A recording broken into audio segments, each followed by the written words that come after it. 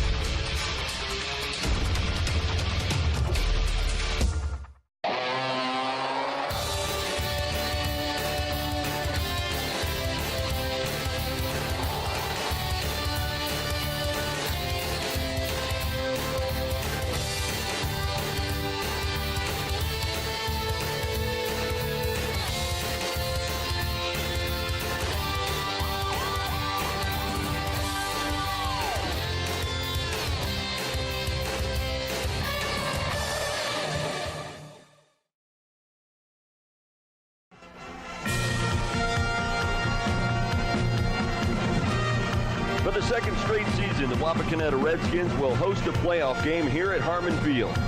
Last season, it ended with a disappointing overtime loss to the Springfield Shawnee Braves. And this year, a different set of Braves are in town, and the Redskins are hoping for a better result. It's Ohio High School playoff football, and it's yours next on Game Face Ohio. TSC can save you money. How? TSC can save you money with Emerge. What's Emerge? The Emerge bundle plan. TSC will merge your phone, cable TV, and internet in one nice, neat package to save you money. How much money? A boatload. The Emerge bundle plan only from TSC. TSC, give us a call and see. It's easy as 1, 2, 3, call TSC. When you see an orange truck, you think G.A. Windsor & Son Company. But the next time you see an orange G.A. Windsor & Son truck, we want you to think green.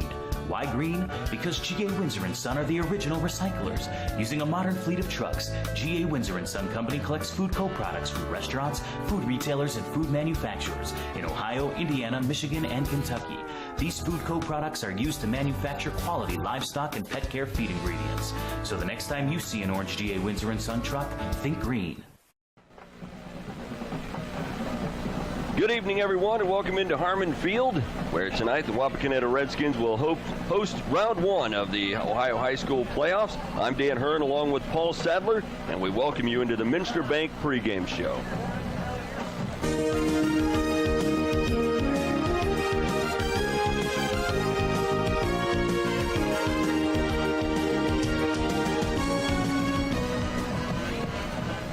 The Oxford Talawanda Braves come into town tonight 7-3 out of the Southwest Ohio Conference. That put them, their 4-2 record inside the conference, put them at tied for second place. They made a 2-hour bus trip over here, Paul, to Wapakoneta to take on the Redskins tonight, and they bring a pretty impressive running game with them. Yeah, they do. The Braves finished tied for second in the Southwest Ohio Conference, a conference that put 7 members in the playoffs, including league champion Mount Healthy and the Harrison Wildcats, who are squaring off with the Lima Senior Spartans tonight. It's a Division II conference, only in its third year of an existence. It's basically emerged from the old Fort Ancient Valley Conference. Head coach John Vonderheide is in his third year also as head coach at Talawanda, and the Miami, Ohio grad has really risen this program from the ashes. The Braves only won 1 game in the 2 seasons before he was hired, took his lumps the first year, improved each year, culminating in this playoff appearance to the third history in the first in 13 years. A big part of this offense for the Braves is their running back, Maurice Thomas. Yeah, Maurice Thomas is a statistical monster at running back. He's racked up over 2,500 yards rushing, boasting over a 9-yard average and 29 touchdowns for the year. His highest total was Week 9 versus Meadowdale, where he's rushed for 414 yards and 5 touchdowns. He has a rushing touchdown all but one game, which was against Mount Healthy. He's got a knack for the big play, as he has at least 7 touchdowns of over 60-plus yards, 3 kickoff returns over 70 yards. He's a strong and patient runner who, when given the opportunity, can break a game wide open with his speed. He's able to produce big numbers for Talawanda all year while having a target on his back week in and week out. They are 0-2 against 10-0 teams, and that's who they'll face tonight. The Wapakoneta Redskins come in 10-0 overall, 9-0 inside the Western Buckeye League, and hosting tonight's ball game here at Harmon Field. Yeah, they were able to cap off their undefeated regular season last week with a 31-0 victory over Shawnee. This Walpock team has already made history as they've earned a first seed for the first time in school history. They're the 4th team in school history to run the table in the Western Buckeye League, and the first since 1986. They're making back-to-back playoff appearances for the first time in school history. This team, as you mentioned, is currently 10-0, and no Walpock team has ever won 11 games in a season, so they can make more history tonight.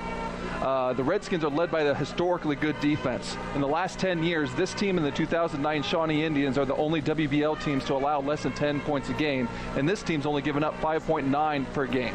And including, they've only given up 1 rushing touchdown a game. So, a big battle that we're looking ahead here is, Thomas with the 29 touchdowns on the ground versus a defense that's only given up 1. It's just a heck of a matchup. The defense will have their hands full with Thomas tonight, but as we talk about the Redskins, we look to their offense, and our player to watch tonight is Keaton Metz. Yeah, the Walpock senior doesn't have the gaudy stats that Maurice Thomas has, but he's a big play performer in his own right. Metz leads the Redskins in rushing, receiving yards, and total touchdowns. He's averaging nearly 7 yards a pop every time he rushes the ball, but he's really emerged as a rushing threat late in the year for quarterback Cody Morgan. The Braves defense definitely has to keep Metz from getting past the defensive front untouched in open space because he has game-breaking speed. Well, it's time now to take a look at the Game Face Ohio keys to the game, and let's start with the keys for the Talawanda Braves. Well, they made this long trip, as you mentioned. They want to have a fast start to take the crowd out of the game, play fundamentally sound defense because the wing tee attack really tests your commitment to your keys. And they want to avoid third and long situations, what Coach Vonderheide calls staying ahead of schedule, and when they want to get and stay in third and short. For the home team, their keys to the game look like this. They want to take care of the ball and make sure that they create some turnovers on defense, win the line of scrimmage, and the big play is going to be a big deal right here. They want to win the big play, make their own, and limit that explosive rushing attack for the Talawanda. Well, it's playoff football, and it's coming up next. That wraps up the Minster Bank pregame show. We'll have the kickoff for you after this break. You're watching high school football on Game Face Ohio.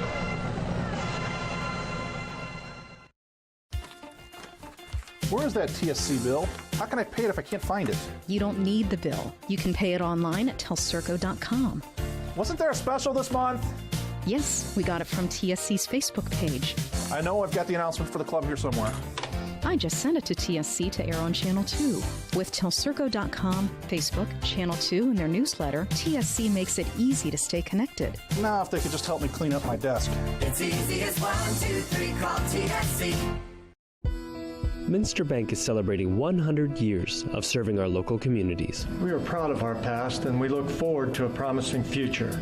Thanks for the opportunity to help our local businesses grow. Thanks for letting us serve you past banking hours. Thanks for letting us serve you and getting to know you personally. Through our private wealth management department, we provide trusted investment advice. Minster Bank's success and longevity is truly a testament to the communities and the customers that we serve. Thanks for 100. Welcome to TSC Touchdown Friday, brought to you by Telephone Service Company, G.A. Windsor & Son, Stolly Insurance,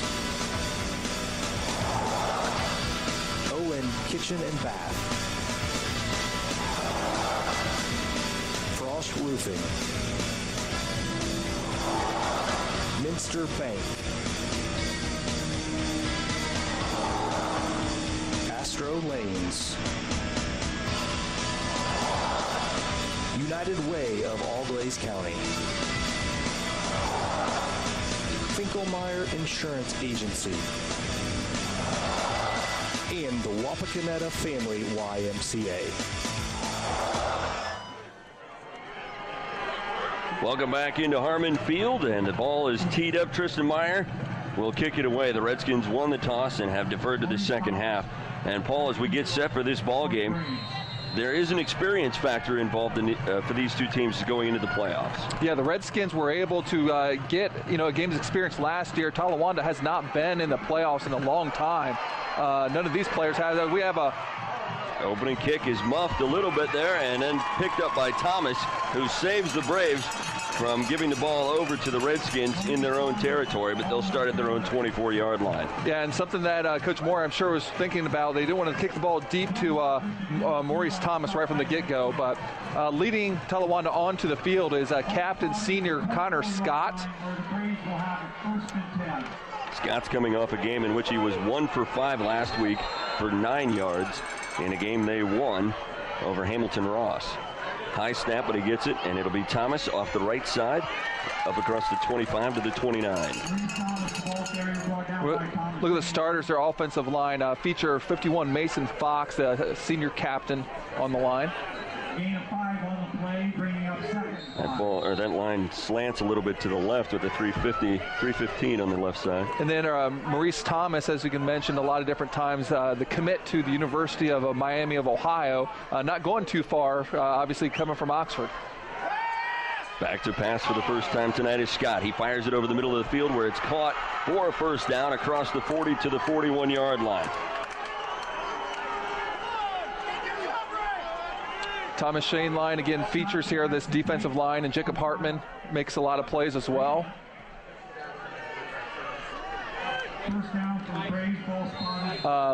Jared battled some injuries, but Landon Hall's really emerged as the leading tackler for this Redskin defense as well. First down and 10 for the Braves at their own 44-yard line. Handoff to Thomas. He finds some space across the middle of the field, and he's going to be brought down in Redskin territory at the 47-yard line. And you can see secondary, again, a lot of experience back there with Morgan, Locke, Huffman. We also expect to see Quinn Lottridge out there. In fact, he's out there right now. So, Dan, you were kind of talking about playoff experience. The Redskins, although they lost on this field last year in Week 11 in a heartbreaker and over Springfield Shawnee, you have a lot of players who have some playoff experience wearing red out there, and not a lot of playoff experience for the Braves. Thomas in motion out of the backfield to the far side, and Scott back to pass. Has some time, he'll run it himself. He's across the 40, and he'll skate out of bounds at around the 37-yard line of the Redskins, and another nice pickup for the Braves. Yeah, and the Braves showing a lot of team speed. Scott had a little bit of a burst to him, and obviously we know that Thomas is going to have a lot of big play potential. And, the Redskin defense isn't known for giving up a lot of yards, especially early on in the game. So, obviously a pretty good start for Coach Vonderheide. Again, they put a man in motion. And this time it's a pitch to Thomas going to the right side. The Redskins trying to string it out, and Hall will bring him down, but he'll pick up the first down inside the 35 to the 34. Yeah, just a little zone blocking outside play right there. Able to make one guy miss. I think it was Locke. He was able to sidestep just enough to be able to move the chains for the Braves. Thomas, as we mentioned, led this team in rushing, led the conference in rushing. He's got over 3,000 yards of all-purpose yards this season. So he is a dynamic back. This time they line up with their receivers bunched to the far side of the field. Now a man in motion across the backfield to the near side. Pitch to Thomas coming this way. He'll get off the left side, find some room inside the 25 to the 23-yard line. Real interesting formation right there. They actually had quads to the short side, and really what I think they're trying to do there is they went away from the strength of the formation, and I think they're trying to get Thomas in some additional space. By having all those receivers over there, the Redskins have to commit some defenders, and it allows Thomas to have a little bit more green to work with. You're going to hear his name a lot because he touches the ball, 28 times a ball game? Minimum. minimum just on carries the ball, and he has 36 of the team's 46 touchdowns on the year. He is a wrecking crew. He goes off the right side this time and met as he gets across the line of scrimmage near the 20-yard line. And that's the first time in his Landon Hall right there was able to put a little bit of a solid shot on him. You know, that's one thing when we've talked about some people that have seen Thomas live. You know, he's obviously an explosive, dynamic player, but they don't see him take a lot of solid shots, and that's something that the Redskins are going to try to see if they can do. This will be the 8th play of the drive coming up for the Braves in their opening possession of the ball game. 4 receivers set. And this time Scott will be working out of the pistol formation. Puts a man in motion across the backfield. Handoff. No, fakes the handoff to Thomas, and it's Scott keeping it to the right side. He's going to pick up another first down to the 12-yard line. That was a great pull read by Connor Scott right there. They were actually running trap blocking right there, so all the keys were given to the Redskin defense that the ball was going to go up the middle to Thomas, and Connor Scott was able to read that was happening with the defense, pulled it out and went to the outside and got a first down for the Braves. He's got a lot of company in the backfield here. And he'll hand it off to Thomas to the right side. He brings it back to the near side. And a nice cutback. He'll get inside the 10 to the 9. Well, this is the red zone, and we have seen the Redskins have teams get into the red zone, you know, most notably against Ottawa Glandorf several different times, but they've been able to stiffen up at times and be able to keep teams from getting 6 points against them. But they have not had really a challenge like this where they have a Division I caliber running back, which Talawanda does have. He's been elusive so far. Picks up 3, make it 4 yards on his last carry. And he lines up behind Scott in the backfield. On a 2nd down and 6. It'll be Thomas again. He escapes to the right side, and he is wrestled down inside the 5 at the 4. Yeah, touchdown saving tackle there by Cody Morgan. It looks like the Braves are running a lot of zone blocking schemes, and what happens when you get that is it allows the running back to be able to determine where he wants to cut, because the linemen are all just taking the same steps into the same direction. And then it allows for the vision of the running back to decide where he thinks the hole is going to be. Well, and you mentioned in the pregame show that Coach Vonderheide talked about him as being a very patient runner. And you're right. And to be a great zone blocking runner, you need to have good patience. Here takes the handoff again, this time to the right side, and he is going to get into the end zone for a touchdown. Only the 2nd rushing touchdown given up by the Redskins in 11 games. Yeah, well put together drive there by Talawanda.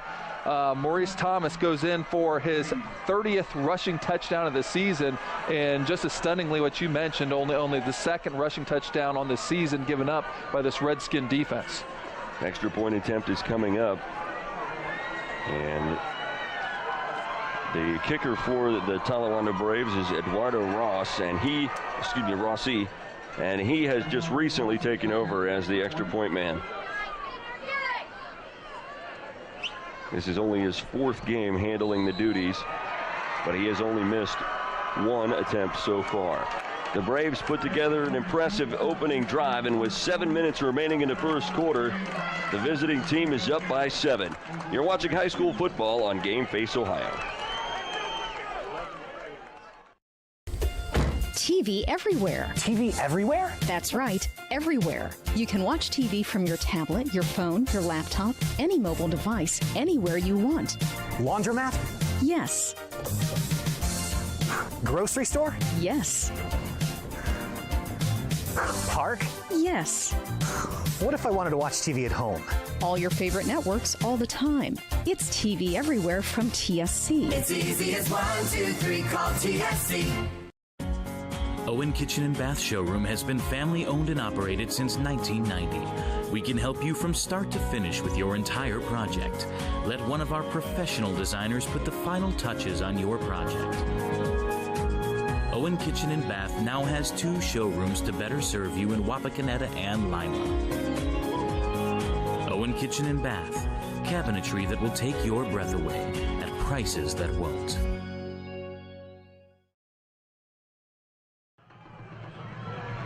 An impressive opening possession by Talawanda as they go 11 plays, 76 yards, and cover 4 minutes and 52 seconds. Here's the ensuing kickoff return, and the Redskins will have outstanding field position out across the 40 to the 43-yard line. And just want to kind of throw out there that Talawanda had 61 yards on the ground on that first drive.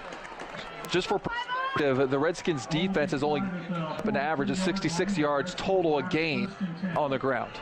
That's the kind of insight that only Paul Sadler brings. So here's a Redskin offense led by quarterback Cody Moore. Again, one of the most efficient quarterbacks in the Western League, averaging 60% completion percentage. Touchdowns on the year compared to only 2 interceptions. Morgan is under center on a first down. It'll be handed off to Metz, who goes off the left side. He gets inside, across the 45 and out to midfield. And a nice run to open this possession for the Redskins. Ball spotted just inside Braves territory at the 49-yard line. And of course the Redskins, 2nd and 3 for the Redskins, with strong offensive line play. Well, you talk about these two offenses, and obviously the focus for the Talawanda team is on Thomas. For the Redskins, they have a variety of weapons that they throw at you. Yeah, certainly do. This is definitely one of them, but he's definitely not the only one. As you see, Cody Morgan, the quarterback, will get his fair share of carries as well, and that particular one move the chains. Here's our offensive line, and they're going to be challenged here. Blake Fenning and Corey Crawford are the anchors on the offensive tackles. Skill positions, as we mentioned, Keaton Metz from Cameron Locke is a big-time home run hitter for him as well, averaging nearly 9 yards when he gets a chance to carry the ball.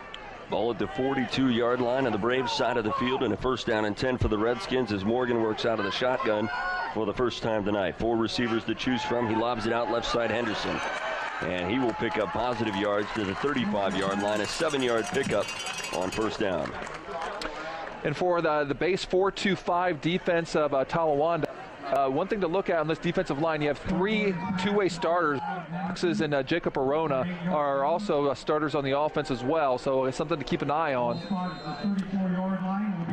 Line right there, Carson Johnson, the senior standout. Redskins will come out with 3 receivers to the right side and some early movement on the defensive line for the Braves. As we look at the secondary for this Braves defense. And Logan Keebler, cornerback, leads this team with 4 interceptions on the year. A bunch of juniors in the secondary. Those 4 interceptions were second in the Southwest Ohio Conference as far as interceptions go. So the penalty will give the Redskins a first down at the 29-yard line on the Braves side of the field.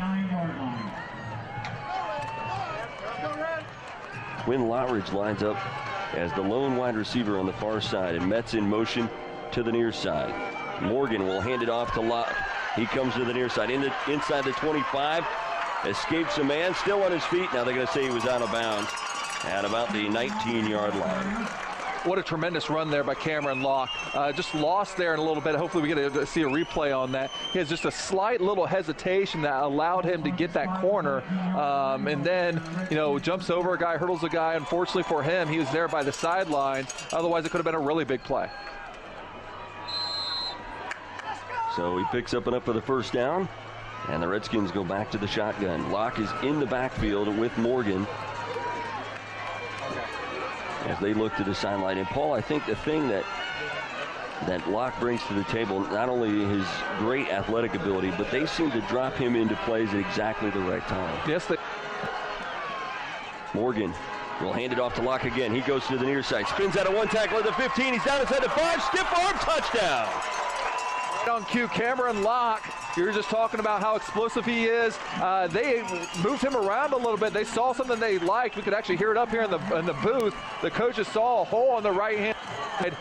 Locke exactly where they needed to be on that outside play. Spin move and takes it to the house for his 4th touchdown rushing on the year.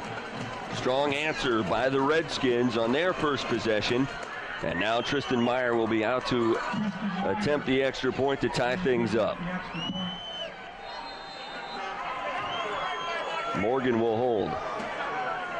The snap is down, the kick is up, and it is good. So with 4:57 left here in the first quarter, things have evened up at 7 apiece. You're watching high school football on Game Face Ohio. Sure, you don't need a set-top box to watch cable, but without one, you're not getting everything your TV has to offer. Add a set-top box from TSC to your television and get more channels. Get a channel guide that tells you all about the shows. Run multiple devices through one universal remote, and you can even add DVR and HD channels. Get everything your TV has to offer with a set-top box. Call TSC and ask for your set-top box today. It's easy as 1, 2, 3, call TSC. Come out to Astro Lanes in the Loft Bar and Grill, where you can find great food, good drinks, fun games, and of course, bowling.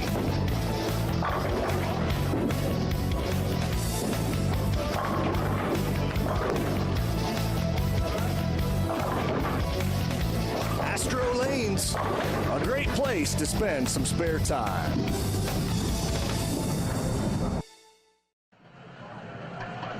Well, the Redskins and Braves have traded punches here on their first 2 possessions. The Redskins putting together a 5-play, 57-yard drive that ended with a 19-yard run by Locke, as the ensuing kickoff is returned to the third line, and the ball came loose there at the end, but he's going to be ruled down on the field. And definitely, you're probably going to see all night long. They don't want to kick deep because obviously Maurice Thomas is capable of taking it to the house every single time. So you have a kicker that's got great control. You know, he can kind of put it wherever he wants. They'll take it every time without taking a chance of Thomas going deep. Well, he opened last week's game with a 78-yard kickoff return for a touchdown against Ross. So you're right, the Redskins will avoid that. Thomas here is hit in the backfield and stopped for a loss. He'll be marked down at the 28-yard line. A loss of 2 on the play. And Thomas Shainline's also got a look at some colleges. Leads the team with that's his 13th loss, and that's the first negative play offensively for the Talawanda Braves. Coach Vonderheide talked about how he wants to stay on schedule, and that can't happen when you lose yardage on first down. So the Braves will come to the line on a 2nd down and 12. 3 receivers set. And Scott will work out of the shotgun. He'll have 2 backs back there with him. Man in motion out of the backfield, that's Thomas. Scott rolls out to the right, looking. He lobs it back over to the near side of the field. It's tipped out of the hands of one receiver and ends up in the hands of a different Brave. Hauling it in was Randallett. Out of bounds across the 30 at the 31. Yeah, Landon Hall had that read all the way. They motioned out Thomas to the other side, decided to throw back the screen. Thomas, and pass was off by a little bit, and actually worked out a little bit for Talawanda. They gained about 3 yards, but it's still a 3rd and long. 3rd down and 9. Again, Scott out of the shotgun. 2 receivers to each side, and Thomas in the backfield with him. Now Thomas comes out, goes to the far side. Scott under some pressure, rolling out to the right, fires it deep down the right side, and it will drop out of bounds, incomplete, and 4th down coming up for the Braves. And they're going to throw a flag there. You know, I think they're thinking about intentional grounding. There might have been a player that's close enough in the area. Again, you see the difference between high school and college and pros, but no, they're going to call that grounding, and that is a big break for the Redskins. And Coach not happy at all. You can see him talking to the official. He thinks that there was a receiver in the area. If I were him, I wouldn't be too disagreeing either. You know, he wasn't very close, but oh well. You know, if that's the interpretation, that's what it is. Well, that will push the Braves back, and that penalty is going to be marched off all the way back to the 13-yard line. Well, it's a devastating penalty because it's a spot. Thankfully, Scott wasn't immediately under pressure for being backed, and you know, I thought that was kind of part of the deal as well. But either way, this brings on on a punt team, and the Redskins look to get excellent field position. Well, the first big play of the night goes the Redskins' way.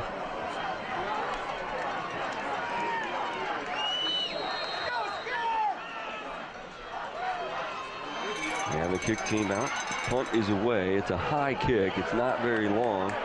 It will hit at the Braves' 38-yard line and take a Talawanda roll down to the out to the midfield stripe. So the Redskins will have fantastic field position again to start their second possession. The long touchdown put together by the Talawanda Braves. The Redskin defense rises to the occasion, 3 and out, and sets up their offense with tremendous position. We'll see how Talawanda defense reacts after giving up a drive on the first drive as well. Obviously, the coaching staff for the Redskins making some good adjustments. After the 37-yard punt, the Redskins will start out at their own 50. At the 50. It's their own. We'll give it to them. Yeah, it's Canadian rules tonight. Metz line as the wide receiver to the near side. And Morgan will keep it himself. He gets into Braves territory to the 45, and he'll pick up about 9 yards down to the 41-yard line. I have a replay of this, but it just kind of found it odd. Center Ethan Saunders, a converted tight end. I never really noticed that before, and I'll see if he does it again. But he is holding the ball in a really unorthodox way on that shotgun snap. He was really holding kind of the point only on the snap, and I'm not sure I've seen it. So a 2nd down and 1 coming up for the Redskins as they snap off a 9-yard run on first down. Morgan will be under center. John Eaton in the backfield. He'll get the handoff left side. And he bowls his way across the 35 to the 33-yard line. Yeah, Eaton perhaps a little bit underappreciated in this off. He's not the home run threat Metz and Locke is, but he definitely does the dirty work between the tackles, and that time showing off his physical running style. So far the Redskins offense has been clicking, and they are getting into the Braves territory here. Morgan will again work out from under center. Handoff Eaton again, this time to the right, and he fights his way down inside the 30 to the 29-yard line. And that's great power by that right side of the offensive line.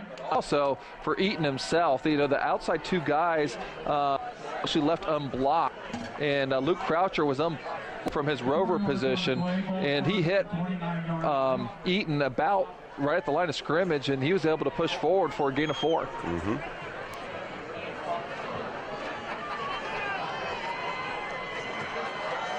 And the Redskins really packing the offense in after spreading it out a little bit on the opening possession. Here's the handoff, this time Metz. He finds some space across the 25, and he's going to be close to a first down at the 24-yard line. Now, something you were kind of mentioning that I really like what Walpock does. They keep on your toes. They're not just going to stay in the wing the entire time. They're not going to stay in the shotgun the entire time, and they're do that on different downs and situations. But here we see this 3rd and short, which generally be under center, but here they are in that shotgun look. Lottridge, Henderson, and Metz out to the left side, and it is Locke in the backfield with Morgan on his 3rd down and 1. Always a threat when he's in the backfield. They will lob it left side, caught by Metz. He will try to get to the outside. It's going to be close as he falls forward. Yeah, pretty well defended there. Kuhn came up from his free safety position right away when he saw Metz backing up screen. It does appear that they are going to be short, but given the field position there at the 20 line, a note for going for it. We'll have to wait till the 2nd quarter to see how it plays out. After 1 quarter of play, the Redskins and Braves knotted at 7. You're watching high school football on Game Face Ohio. For over 100 years, the Stolly Insurance Team has been looking out for you. We have access to major insurance companies all over the country. And together, we can customize an insurance program that will offer you the best coverage for the best premiums. Let us look out for you. Give us a call for a personalized proposal today. Proudly featuring Motorist Insurance, Stolly Insurance in Lima, Walpock, Salina, and Lakeview. Representing Motorist Insurance Group and other fine insurance companies. Stolly Insurance. Looking out for you. are state of the art. We are professional. Thank you. You're welcome. Have a great day. We are service you can trust. We are here for you. With custom fabrication, a variety of roofing options, and exceptional roofing knowledge and expertise, Frost Roofing is committed to providing top-notch quality service on every project. To learn more, visit us online at frost-roofing.com and follow us on social media. Back here at Harmon Field for the start of the second quarter. And in comparison to last Friday night, this is beautiful weather. That was beautiful where I was. 7-7 as we start the second quarter. And the Redskins will have the ball. It's a fourth down coming up here. And they got the beef in there. You got Shane Line in there as an extra blocker and tight end. Eaton and Metz in the backfield. Morgan will hand it off Eaton left side, and he fights his way down to the 20-yard line and picks up the first down. Yeah, and running behind some deep with and Fenning and Rankin. So Eaton, after picking up the first down, exits the field. Morgan will bring the play in from the sideline. Lottridge and Locke back into the game for the Redskins offensively. And Lottridge, a really good story. A key two-way player for the Redskins. Missed a lot of the injury, and it seems like he's back at about full strength. This will be Locke going to the right side. He gets down to the 15, cuts it back at the 10, down to the 5, and they're going to call him down at the 1-yard line. Again, excitement time he touches it. Cameron Locke's got the Reds knocking on the door once again, going off on the right-hand side. As we can see on this replay, blocked there by Will Rankin, blocked downfield on the 19-yard carry. Just a little ankle tackle there by Logan Keebler prevented him from 6. So they bring some meat back out onto the field now as Shane Line in there on the left side. And Morgan will keep it himself, and touchdown. So the Redskins get into the end zone for the second time tonight on a 1-yard plunge by Cody Morgan. Yeah, and that's his 4th touchdown rushing on the year, and it gives the Redskins their first lead of the night.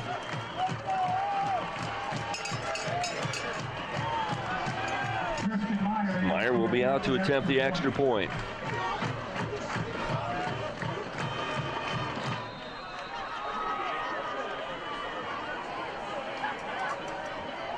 Morgan there with the hold. The kick is up, and the kick is good. 11-11 remaining in the half, and the Redskins now on top by a score of 14-7. You are watching high school football playoff action on Game Face Ohio.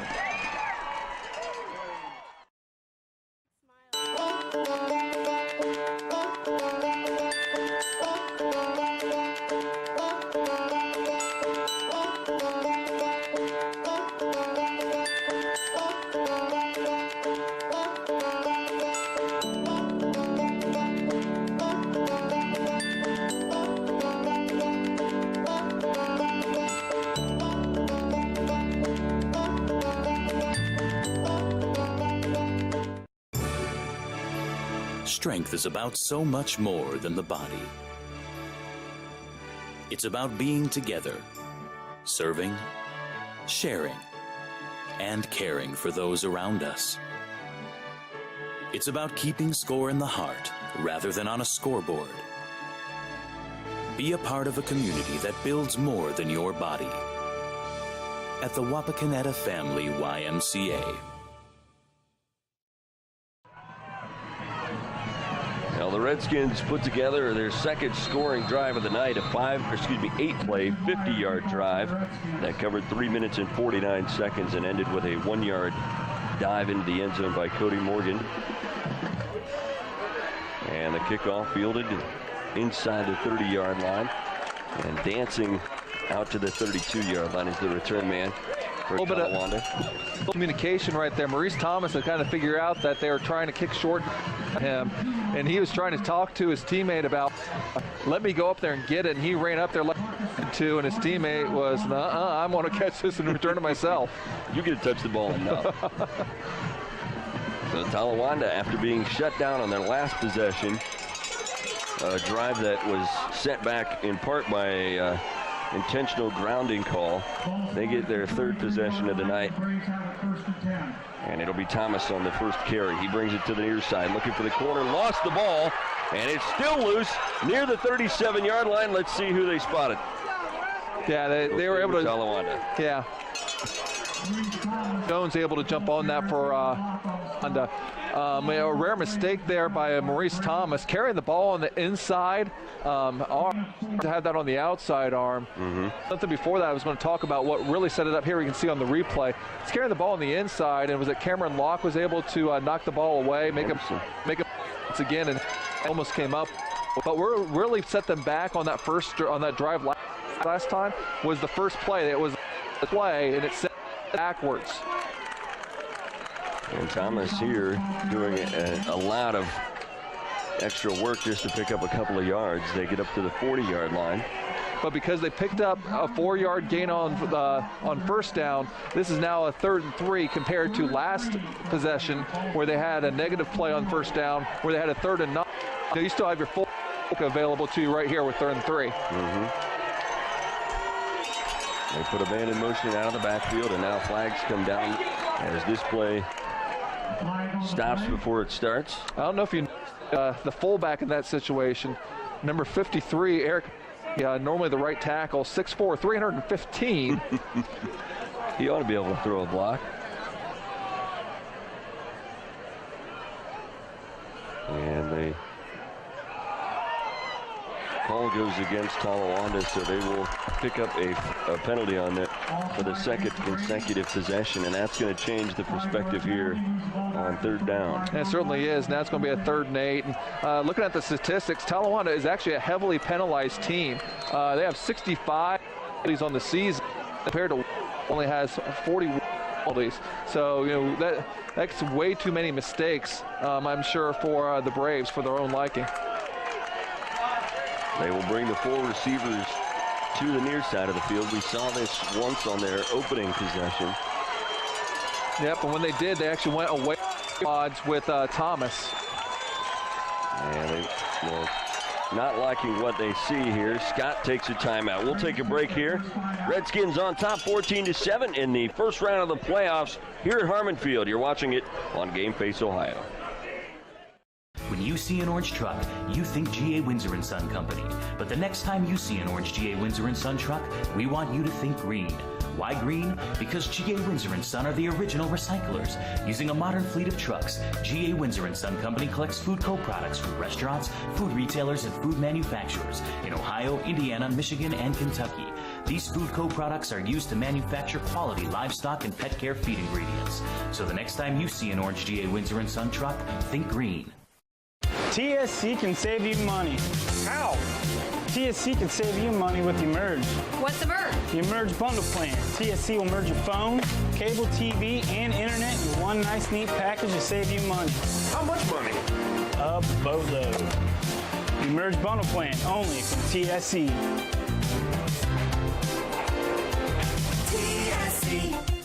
Give us a call and see. It's easy as 1, 2, 3. Call TSC. Back here in the second quarter, Redskins on top by a score of 14-7, 9:26 remaining in the half. And the Talawanda Braves now on their 3rd possession, Paul. The first 2 couldn't have been more opposite. They drove down the field on their opening possession, 11 plays, 76 yards, and a touchdown. On their second possession, the Redskins defense really took over. Yeah, it looks like the Braves really need to avoid the negative play. That in the second drive. First drive they had no negative plays. This time they had a big, it was a big time to have a 5-yard penalty, taking a 3rd and 8.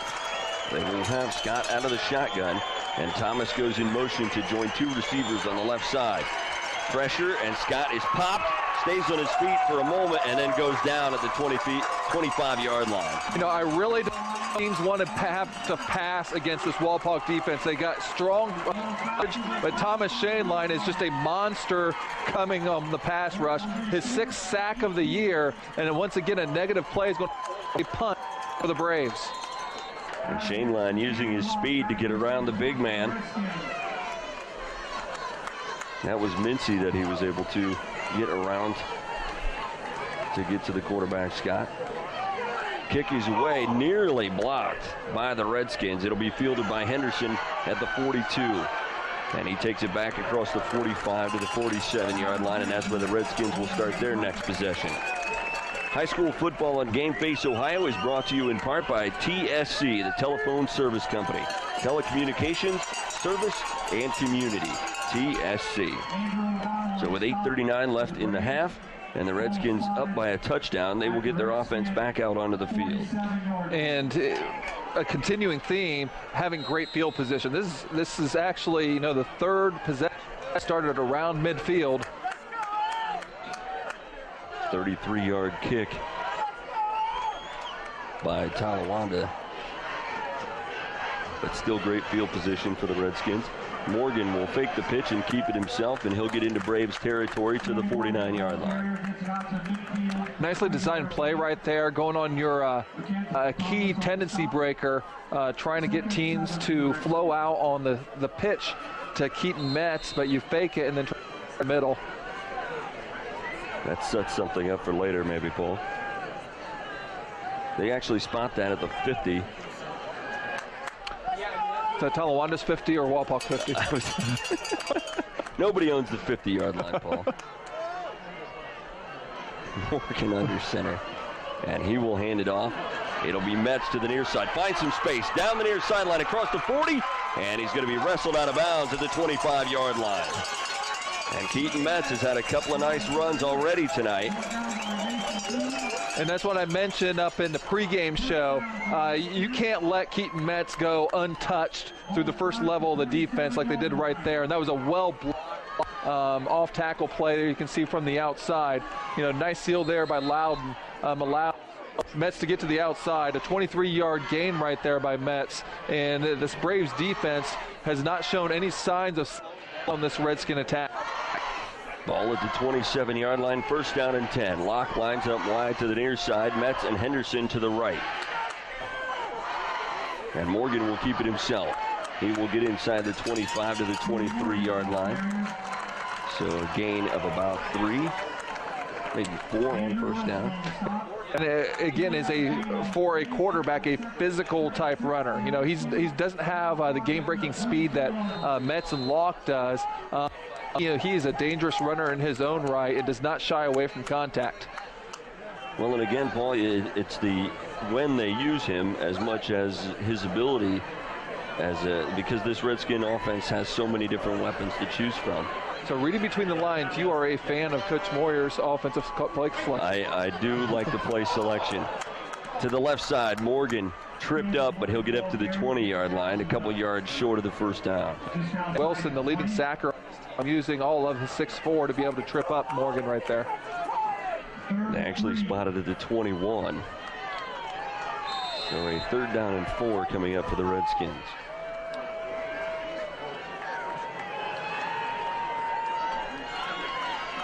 And last week against Shawnee, Morgan didn't have a carry, although he threw the ball very effectively. 6th play of the drive coming up for the Redskins. Handoff Metz going left side, dives down inside the 20 to the 19. And that will leave the Redskins 2 yards shy of the first down. Yeah, and they were in a very similar situation like this a couple drives ago on the other side of the field. We're actually right before, at the end of the first quarter, and ended up second quarter having a 4th and short just in 20-yard line. Last went off tackle with a power play. They got the same personnel in there, and they ran Eaton. We'll see if they want to run behind that big side of the line. This time they're having that side of the line go to the right. Henderson on the left side. Morgan under center on the 4th and 1, and a timeout going to be called by Coach Moyer before they run this 4th down play. 5:52 remaining in the half, of the Redskins up by a touchdown. You're watching the playoffs on Game Face Ohio.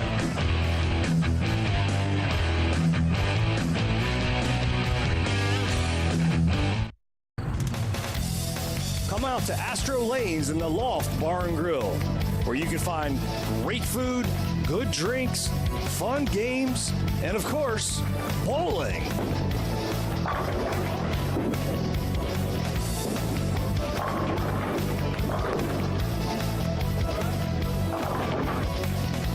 Astro Lanes, a great place to spend some spare time.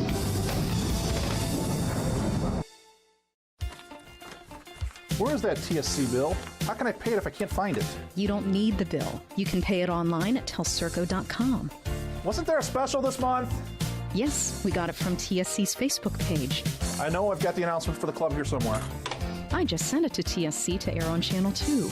With telcirco.com, Facebook, Channel 2, and their newsletter, TSC makes it easy to stay connected. Now, if they could just help me clean up my desk. It's easy as 1, 2, 3, call TSC. Welcome back to Harmon Field. 5:52 remaining second quarter. I'm Dan Hurd along with Paul Sadler. Paul, you had the week off last week. Good to have you back in the saddle today. Yeah. Thank you for yeah, I know he was waiting for that one. Yeah, great to be back, and couldn't ask for a better atmosphere. For a week 11, tremendous weather, two really good teams, and a really big situation right here. 4th and 1, the ball at the 18-yard line. Morgan out of the shotgun, has Eaton back there with him. Low snap, and Morgan under all kinds of pressure. He's going to be dropped for a loss back to the 25. And the Redskins will turn it over on downs. And Cameron Fox going to be credited with the loss right. A very big missed opportunity there on the pull snap. We've seen Walpock have a couple of those over the course of the year. The costly one as it results in a turnover, and that's the first stop this Braves defense has had the Walpock offense. Well, the Redskin defense has really done a good job of responding after that opening possession by the Braves. We'll see how they do here. Thomas will take the handoff, looking through a hole. He goes off the left side and gets up to the 28-yard line, a gain of 3 on the play. Yeah, and Thomas, who ran pretty well in that first drive, has been held in check since. Nothing longer than really a 4 carry. That puts him at 12 yards since the first drop. We know he is a threat to take it to the house, at least against most defenses at any single time. But the Redskins doing a really good job getting contact on him early. Scott will hand it off to Thomas. He goes off the left side again, and he finds a little bit more space as he gets across the 30, close to the 35-yard line. And it should bring up a 3rd down and short for the Braves, something they haven't had a lot of tonight. No, and again, that was one of the keys to the game that Coach J.D. Bunderheide talked about. He calls it staying ahead of schedule, and staying ahead of schedule is having this 3rd and shorts. And here is that big lineup again, backfield, I should say. We didn't get a chance to see this because of the penalty last time with Mincy, the 315-pounder. They're set up at fullback. And he will lead the way for Thomas, who picks up the first down to the 40-yard line. And just a personal observation about Mincy, he might be best coming off the line of scrimmage. He really didn't hit anybody there back position, but he's still a pretty big boy that plays out there all the time. And more importantly for the Braves, they are able to pick up that first down. And the Braves have been stifled offensively on the last couple of possessions. Again, Scott working from the pistol here. It's the pass and hands it off to Thomas, who goes off the left side. And he will find space, picks up about 9 yards to the 49-yard line. We've had runners over a course, broadcasting primarily here in the Western Buckeye League, but you can definitely see just a little bit of a difference in gear that Maurice Thomas has. He can get to that outside very, very quickly, and obviously, his hometown Miami, Ohio Redhawks are really looking forward to having him next year. He gets enough for the first down on that carry, so they move it to midfield.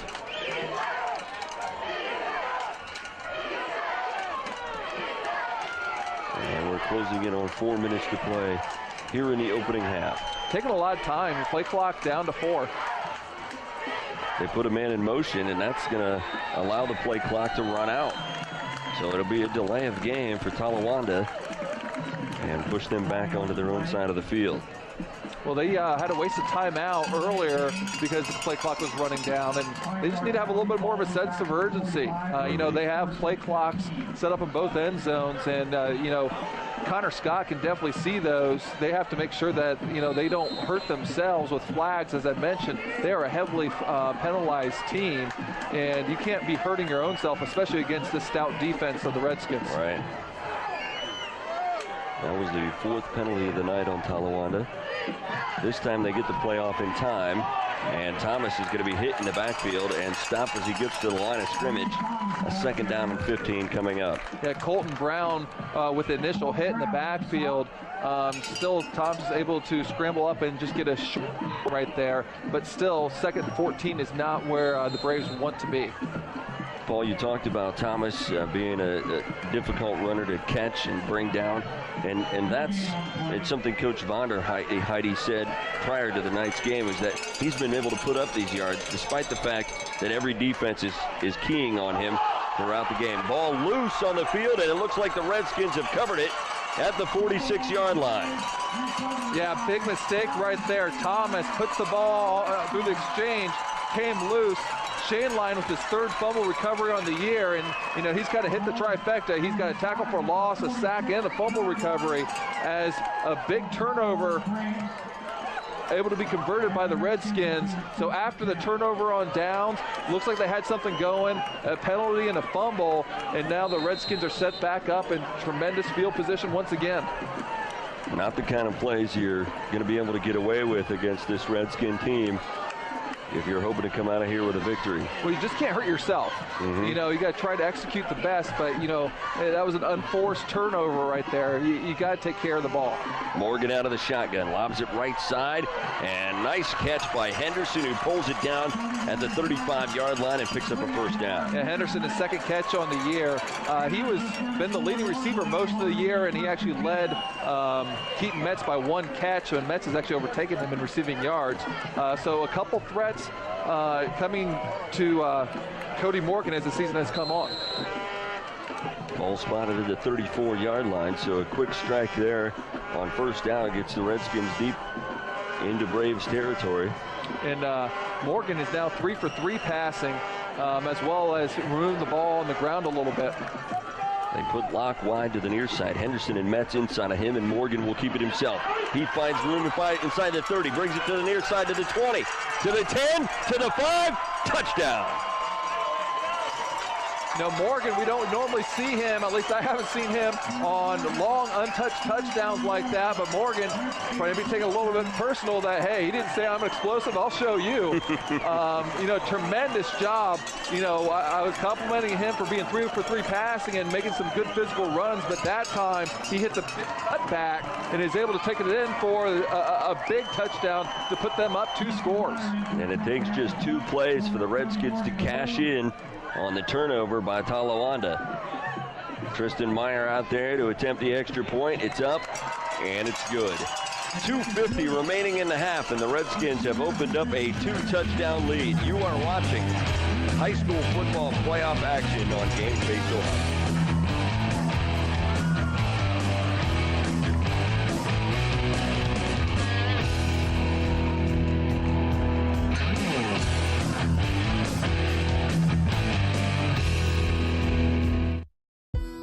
Minster Bank is celebrating 100 years of serving our local communities. We are proud of our past and we look forward to a promising future.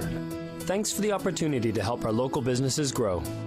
Thanks for letting us serve you past banking hours. Thanks for letting us serve you and getting to know you personally. Through our private wealth management department, we provide trusted investment advice. Minster Bank's success and longevity is truly a testament to the communities and the customers that we serve. Thanks for 100. TV everywhere. TV everywhere? That's right, everywhere. You can watch TV from your tablet, your phone, your laptop, any mobile device, anywhere you want. Laundromat? Yes. Grocery store? Yes. Park? Yes. What if I wanted to watch TV at home? All your favorite networks all the time. It's TV everywhere from TSC. It's easy as 1, 2, 3, call TSC. Well, the Redskins cash in on a turnover by the Braves on 2 plays. They cover 46 yards in 34 seconds, and a 34-yard run by Cody Morgan gives them a 21-7 lead here in this first round of the playoffs. Kick is away. It goes through the hands of one return man and then is covered at the 15-yard line where the return man was kneeling when he picked up the ball. You know what? It's a little thing, but I am getting a kick out of the chess match going on here on the kickoffs. Tristan Meyer, who is just a tremendous kicker at only a sophomore, he can pretty much toss wherever he wants. But obviously they're trying to keep the ball away from Maurice Thomas. Maurice Thomas has been cheating over there where he's been kicking it to, so he's just, okay, you're going to be all the way committed to that side of the field. I'm going to kick it to the other side, and I don't think those guys get the ball kicked to them very often. Thomas will line up behind Scott here on his first down play. He'll take the handoff straight up the middle of the field and a few yards out to the 19. And something that you just have to credit the Redskin defense so far. Maurice Thomas, as we mentioned, has so many big plays. Over 7 touchdowns of 60-plus yards, a 97-yard touchdown run versus Little Miami, and he has not gotten a sniff of a really big play. Now, he's had a lot of really good runs, you know, even some 10, 12-yard runs, but he hasn't had the big chunk where he's gashed this defense yet. He picks up 4 yards on that first down carry. This time it's going to be Scott, and he finds room up to the 28-yard line and a first down for Talawanda. That looks similar to the play that they fumbled the ball on because they had Jones going across the backfield in motion. This time, however, they hold on to it and pick up a first down. 2 minutes to go in the half. Yeah, pretty critical stretch right here. Things have not gone the Braves' way since that first possession, but if they're able to get into the end zone somehow, they could feel pretty good about themselves where they're at. Scott keeps it himself. He's up across the 30 to the 35-yard line, a pickup of 6 on first down. Now, something the Redskins are pretty good at is just maintaining their keys and being where they need to be. There's a little bit of a open, but then when he got to that next level, there were several red jerseys staring at Connor Scott. Actually, a 7-yard run on first down brings up a second down and 3. 2 receivers, 1 to each side. Again, the pistol formation. And it will be Thomas again up the middle of the field across the 40, cuts it to the far side. Now back to the center of the field, still on his feet, high stepping it inside the 35-yard line, and he breaks it to the center of the field. 1 man to beat. He's going to get into the end zone for a touchdown. Well, we just mentioned he hadn't had that big run where he gashed, but he finally had one. And truthfully, it was missed opportunity by the Redskins. They had their hands on him a couple different times. And then this time, Thomas showing a little grit. He said, I'm not just a speed runner. I am tough to get down, as he goes 65 yards for that touchdown. But when he finally got in that open field, you saw that burst that he's one runner, and you can see he's fired up on the sideline. Well, he did a great job of high-stepping through those tackles on the far sideline, and then, as you mentioned, Paul, turning on the Jets. The extra point attempt is up, and it is good. So with 1:05 remaining in the half, the Redskin lead is back down to 7. And you are watching high school football on Game Face Ohio.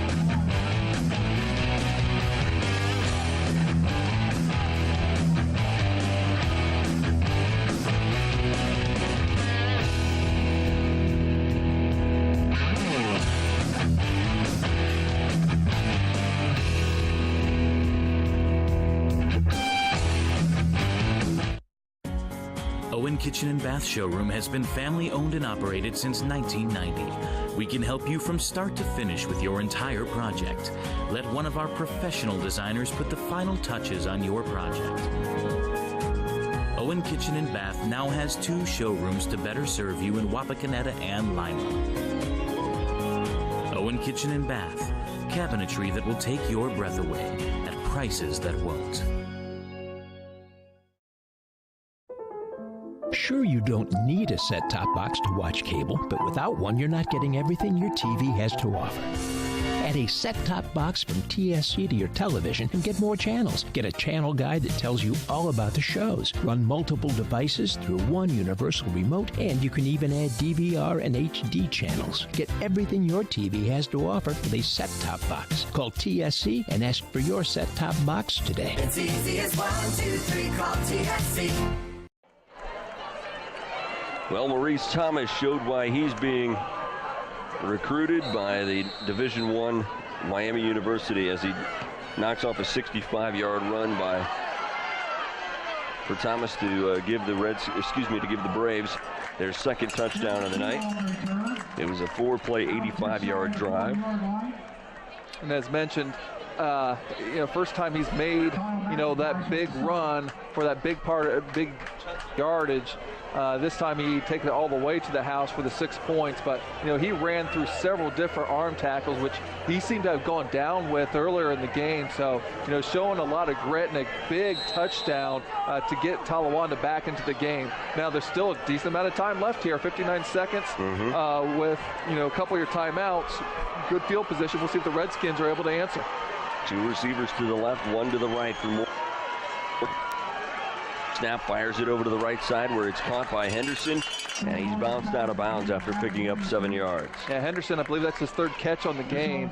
That keeps Morgan perfect passing, 4 for 4.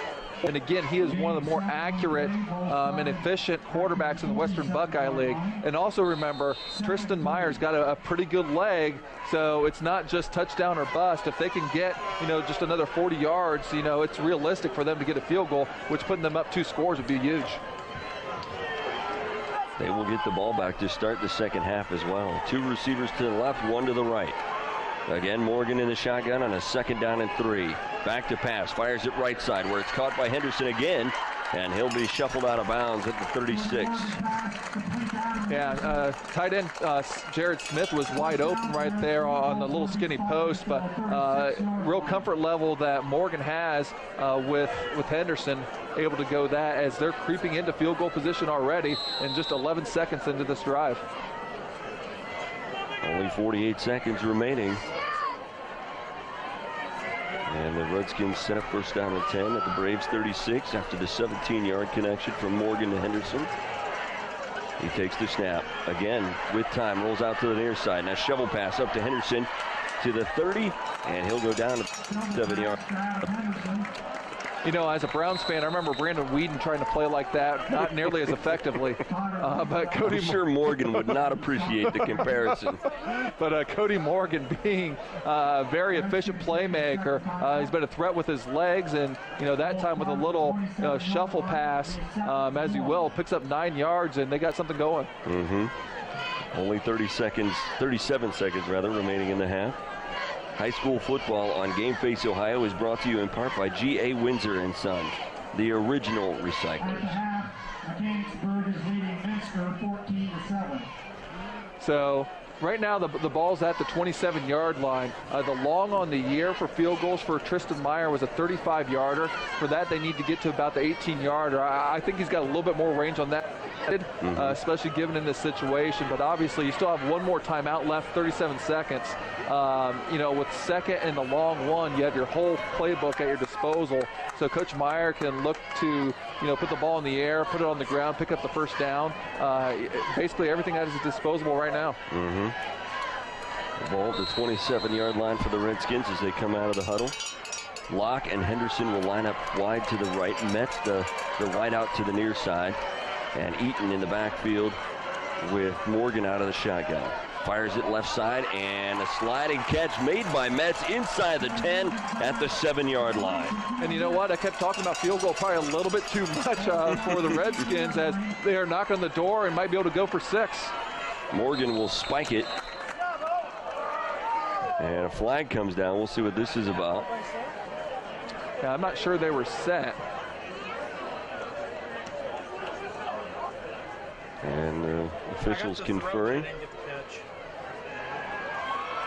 Keaton Metz on the receiving end of a 19-yard pass from Cody Morgan. It looks a bit like they're going to give back 5 of those yards on a penalty. Well, they had a 1st and goal at the 8-yard line. It's now back out to the 13. As we take another look at that pass, Morgan to Metz. And Morgan been very, very efficient. He's now 7 for 7 passing. Been nearly flawless here in this first half. First and goal from the 13-yard line. 4 receivers for Morgan. He is back to pass, fires it left side. And a diving catch made on the near side by Locke. Yeah, the clocks keep going. He was in bounds. It's not a first down. So the Redskins hustling up to the line. Just 18 seconds left. Now down to 12 as Morgan takes the snap. Handoff. Metz, right side, touchdown. And 7 seconds to spare, Paul. I tell you what, not usually thought of as a quick strike offense, but they got the ball back with pretty good field position with 59 seconds left. And in 52 seconds, they take the ball down systematically, primarily through the air, but they cap it off with with their leading scorer, Keaton Metz, pushing the ball into the end zone, and the Redskins answer that big touchdown. Tristan Meyer out to attempt his 4th extra point of the night. Kick is down and the kick is up and good. 7 seconds left in the half. The Redskins now with a 28-14 lead. You are watching high school football on Game Face Ohio. Yeah.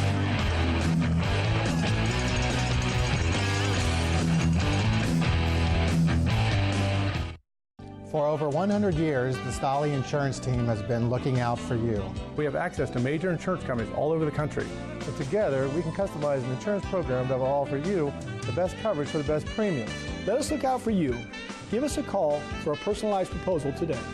Proudly featuring Motorist Insurance, Stolly Insurance in Lima, Walpock, Salina, and Lakeview. Representing Motorist Insurance Group and other fine insurance companies. Stolly Insurance. We are state of the art. We are professional.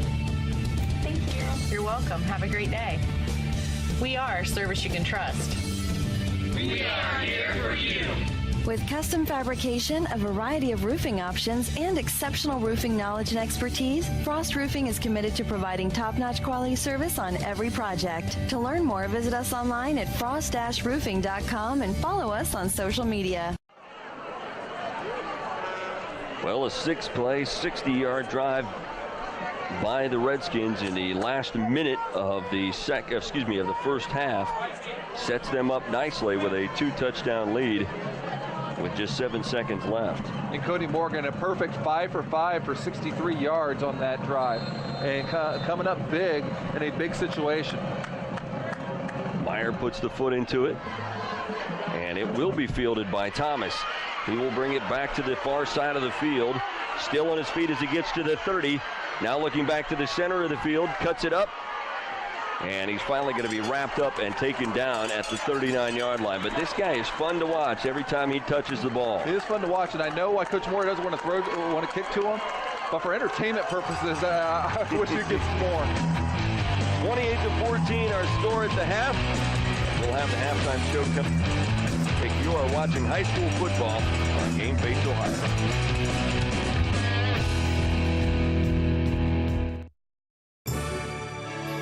Strength is about so much more than the body. It's about being together, serving, sharing, and caring for those around us. It's about keeping score in the heart rather than on a scoreboard. Be a part of a community that builds more than your body. At the Wapakoneta Family YMCA.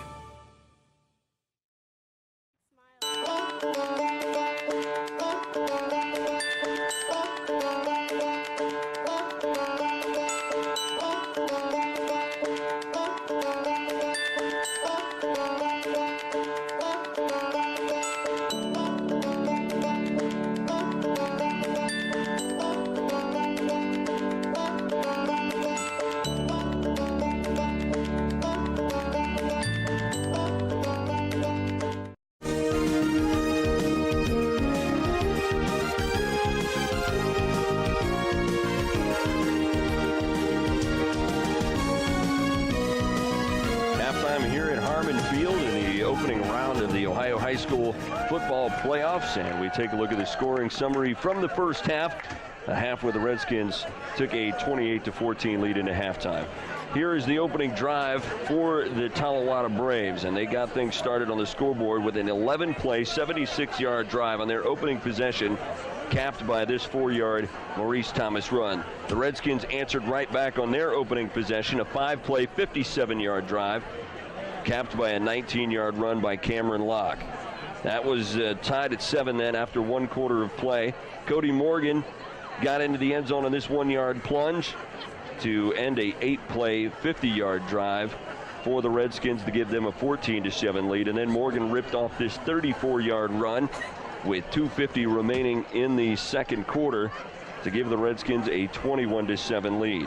It was then time for Maurice Thomas to show off some of his moves, and he did it with this 65-yard run that got the Braves back into the end zone for the second time tonight, his second touchdown on the evening, as he showed off the speed and agility that takes him to a Division I college.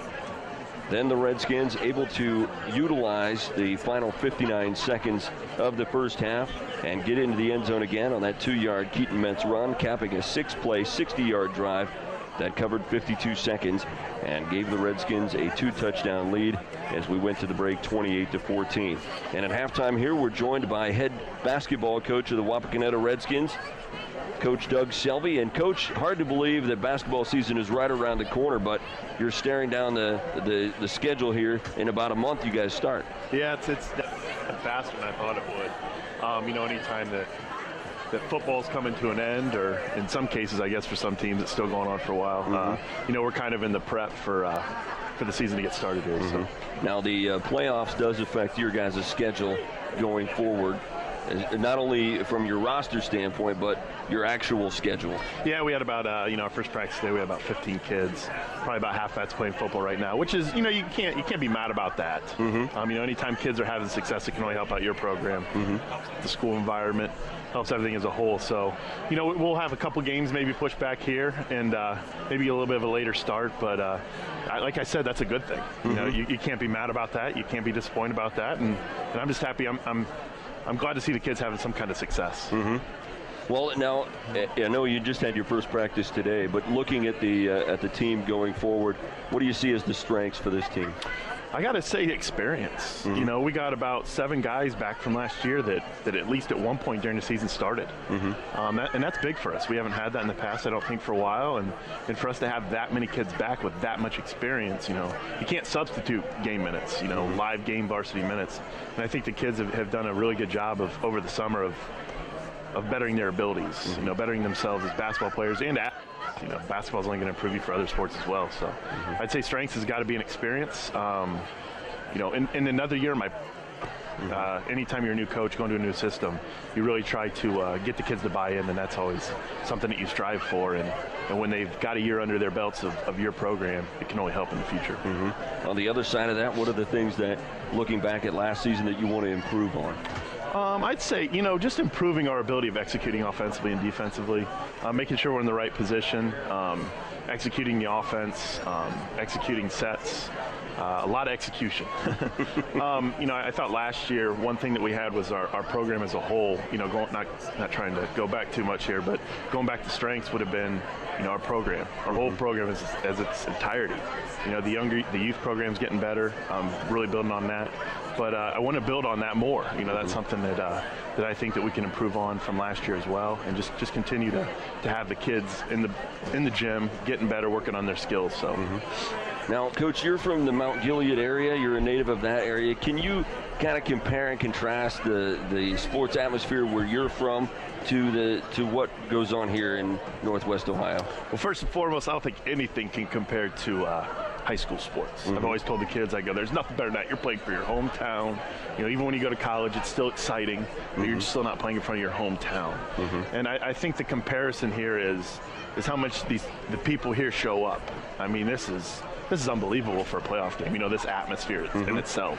And when I was a kid, I was actually in college, and the girls were in the state championship game, and I remember watching that on TV and seeing how filled the stands were. I think it was like one of the highest amounts of fans to ever be at a game. So my hometown, I'm sure they would have shown up, but not like this. This is quite impressive. And you see people around town, and they always ask you, how's the basketball team going to be here?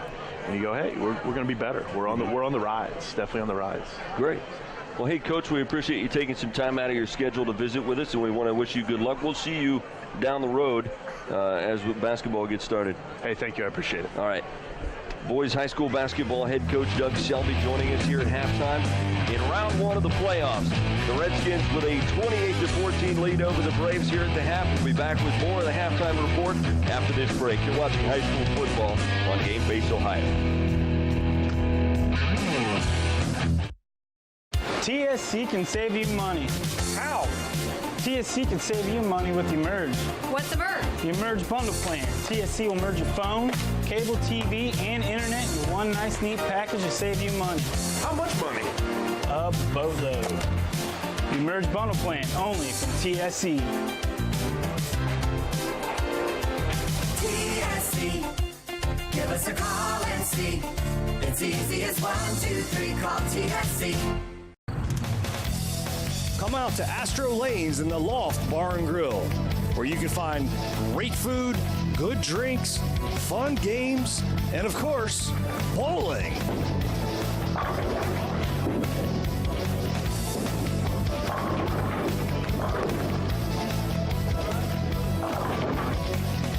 Astro Lanes, a great place to spend some spare time.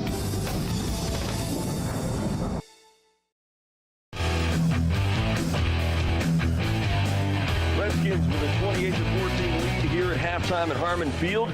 I'm Dan Hearn along with Paul Sadler. And Paul, let's take a look at first half statistics as we sit here at the break. Yeah, you actually had a lot of offense going on in that first half. As you can see right here, the Redskins have an advantage over total yards, but the Braves on the legs of Maurice Thomas actually kind of inched up there with the rushing yards total. Both teams have been very efficient passing, but a really big turnover there for the Braves is a big key as well.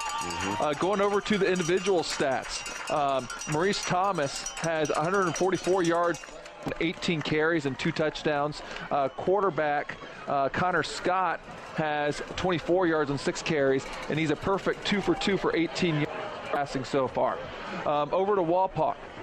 Rushing is actually led by Cody Morgan, the quarterback, who's had a perfect first half passing the ball as well. He was 8 for 8 passing for 83 yards. On that last drive, he was a perfect 5 for 5.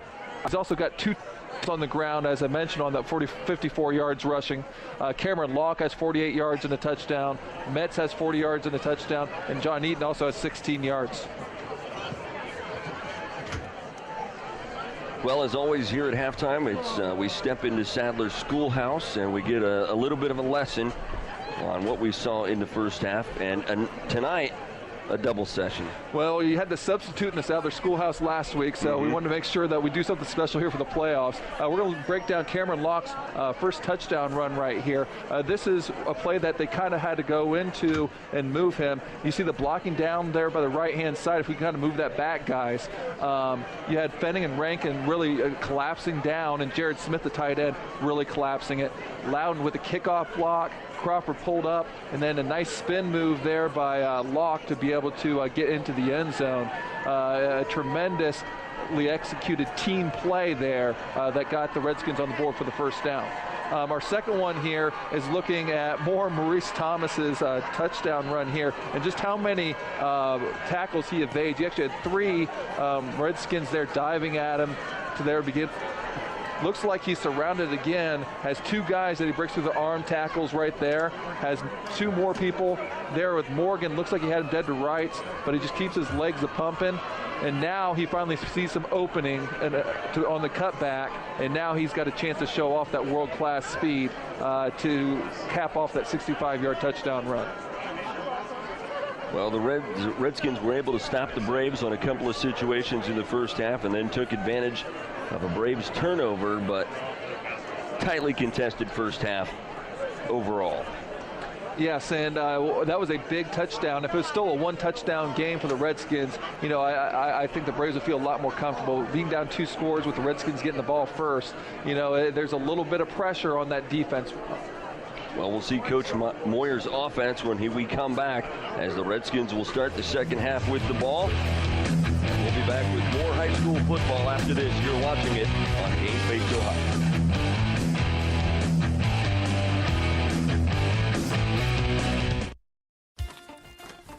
Where is that TSC bill? How can I pay it if I can't find it? You don't need the bill. You can pay it online at telcirco.com. Wasn't there a special this month? Yes, we got it from TSC's Facebook page. I know I've got the announcement for the club here somewhere. I just sent it to TSC to air on Channel 2. With telcirco.com, Facebook, Channel 2, and their newsletter, TSC makes it easy to stay connected. Now, if they could just help me clean up my desk. It's easy as 1, 2, 3, call TSC. When you see an orange truck, you think GA Windsor & Son Company. But the next time you see an orange GA Windsor & Son truck, we want you to think green. Why green? Because GA Windsor & Son are the original recyclers. Using a modern fleet of trucks, GA Windsor & Son Company collects food co-products from restaurants, food retailers, and food manufacturers in Ohio, Indiana, Michigan, and Kentucky.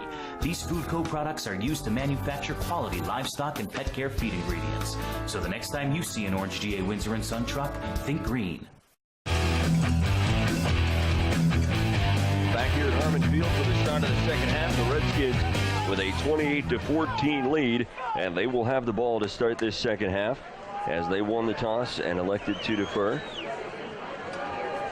And so far, Dan, you know, it's looked like the Braves really can't stop this Walpock offense. At least they haven't yet. You know, they've scored a single possession, with the exception of the one time on the 4th and 1 where they had the bad snap. And, you know, that's a lot of the Redskins stopping themselves. So, you know, if the Braves, they're talented enough offensively to be able to compete in this game. However, their defense has to step up and get a stop if they have any hopes in continuing their season.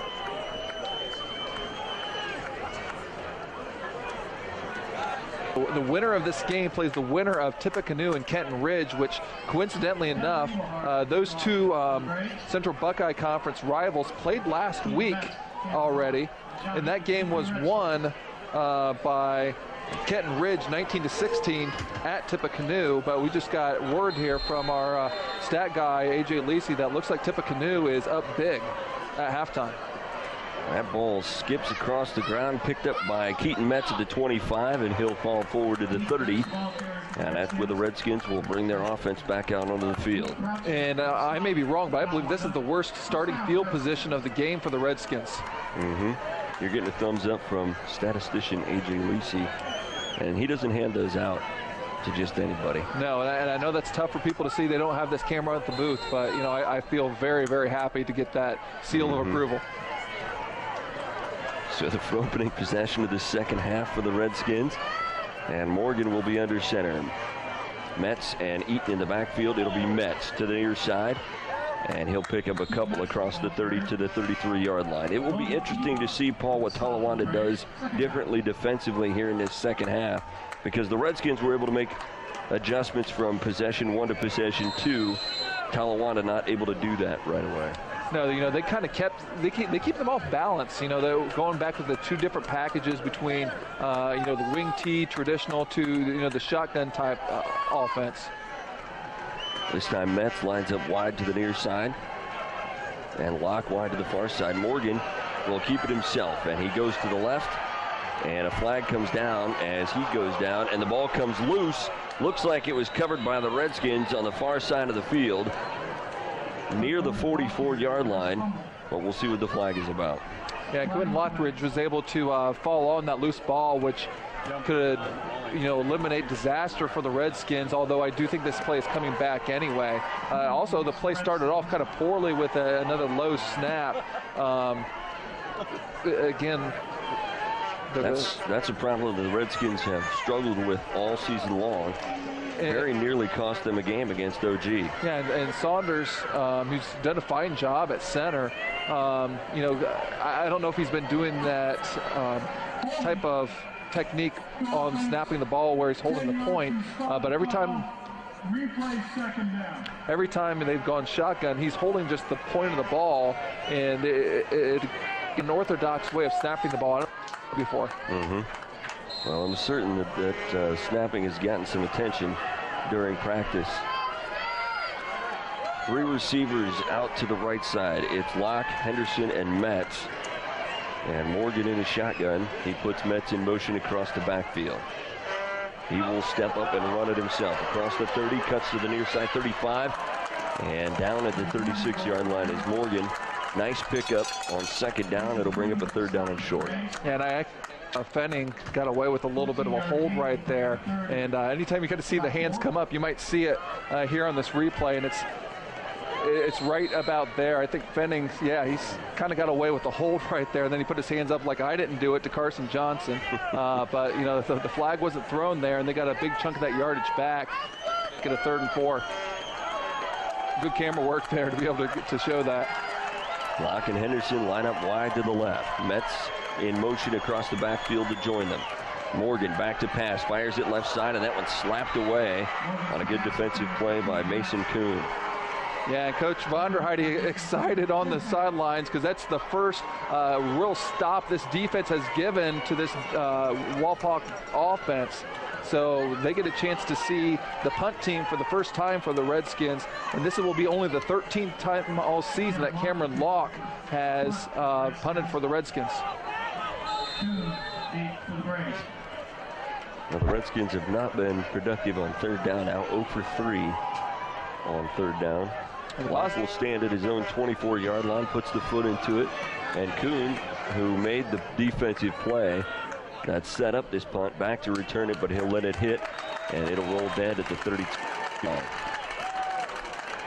Okay, and this turn of events really magnifies what happened at the end of the first half. If there was still a one-touchdown game, and there's a flag on the field, I'm not sure exactly what's going on, but if it's still a one-touchdown game, to get that 3 and out and then get the ball immediately back, and it's going to be what's that, a legal block on the Braves, which is unfortunate that you would hold when you didn't even field the punt. Well, that official's facing the wrong way. And straighten that out. So that's going to really hurt the field position with that 10-yard penalty, not fielding the punt. So the ball at the 22-yard line for Talawanda as they get their first possession of this second half. And obviously they did make some defensive adjustments because they're able to take Walpock's offense off the field for the first time tonight. Scott out of the shotgun, has the back on each hip. Takes the snap, handoff, Thomas, and he'll get across the 25 to the 26-yard line and pick up a 3 on the play. If I'm the Redskins, I feel a lot better about seeing number 21 coming at me between the guards as opposed to outside. It's kind of surprising, Paul. They haven't thrown to him at all. They've put him in motion out in, to position to be a receiver. But really, the only way they've given him the ball is in the handoff. He only has 7 catches for the year, but he's got a nice ratio. 7 of those out of those 7 catches, 5 of them are for touchdowns. Scott will keep it himself, cuts it back, and he'll get to the 30-yard line. That'll leave 50 yards shy, first down. And Talawanda, not a big throwing team to begin with. Connor Scott has 1,000 yards passing, 1,084, but he's only put it up in the air twice tonight. Well, that's 2 times more than he had completions last week, so he will work with 3 backs with him in the backfield, and a lot of red jerseys near the line. Down. And it's intercepted by Huffman. He goes to the far sideline to the 25. Down there to the 10. Cuts it back. Touchdown. Aaron Huffman comes up with the interception over the center of the field and takes it all the way back to the house. And they were trying the little play-action pass, a little pop pass, if you will, to Jacob Arona, and he just didn't get enough on it. Huffman rotates over from his free safety position and takes it up to the sideline. The athletic, lanky junior is able to take it to the house. Had nice blocking by his teammates on Cameron Locke right there with tremendous blocks, and the pick 6 has really turned this momentum back in the favor of the Redskins. Tristan Myers' extra point is up and good. And so with 8:30 remaining third quarter, the Redskins now with a 35-14 lead. You are watching high school football on Game Face Ohio.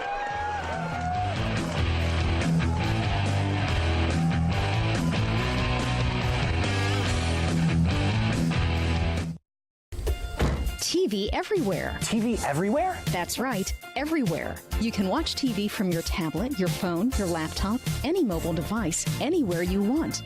Laundromat? Yes. Grocery store? Yes. Park? Yes. What if I wanted to watch TV at home? All your favorite networks all the time. It's TV everywhere from TSC. It's easy as 1, 2, 3, call TSC. We are state of the art. We are professional. Thank you. You're welcome. Have a great day. We are service you can trust. We are here for you. With custom fabrication, a variety of roofing options, and exceptional roofing knowledge and expertise, Frost Roofing is committed to providing top-notch quality service on every project. To learn more, visit us online at frost-roofing.com and follow us on social media.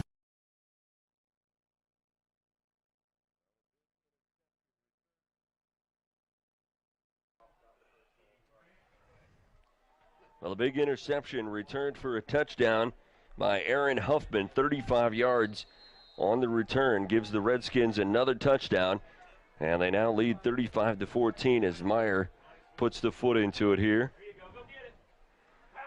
This one will be fielded at 21. Up to the 30 and wrestled down to the 33-yard line, the return man for Talawanda. And they have really done a good job of keeping that ball away from Thomas on the kickoffs. High school football on Game Face Ohio brought to you in part by the Minster Bank. Financial solutions for a lifetime. They are now celebrating 100 years with branch locations in St. Mary's, Wapakoneta, Minster, New Bremen, Sydney, and Troy. Second possession of the second half for Talawanda. And a high snap, and the ball is loose, and Maurice Thomas will dive on it at the 31-yard line.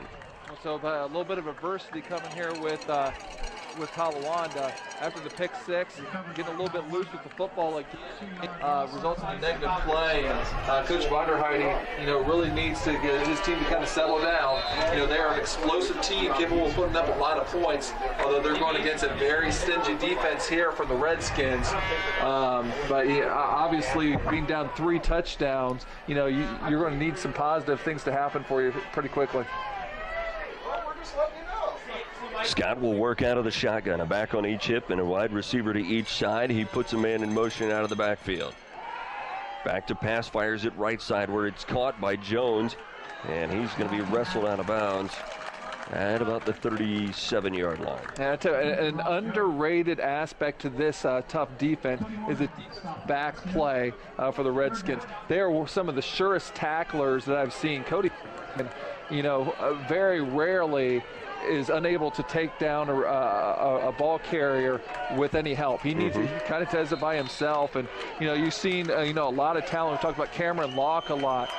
You've got Quinn Lottridge is a very good player, and Aaron Huffman, who had the pick six, isn't even out there right now. They got so many guys that they can play back there.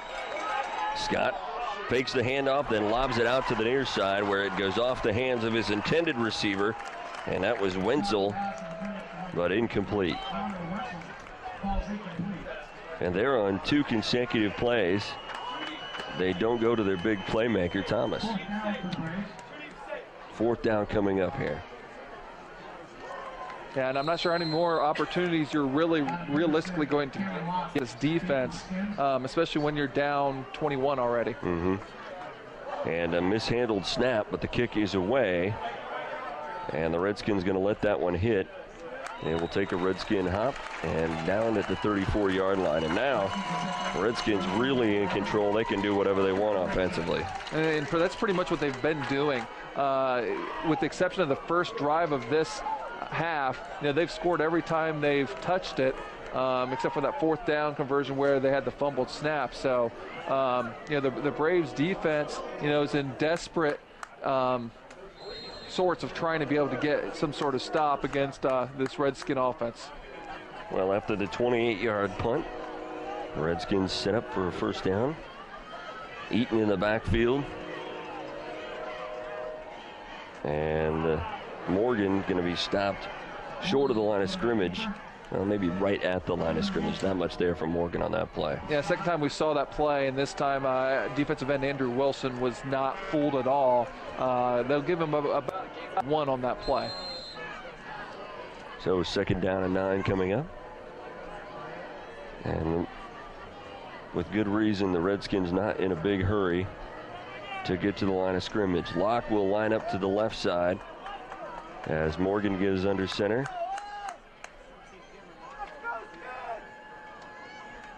And the handoff will go to Metz. Following blockers, he goes down the right side, and he's going to pick up a first down to the 45. And he's upset because he got tripped up there at about the 40, and he saw a lot of green in front of him.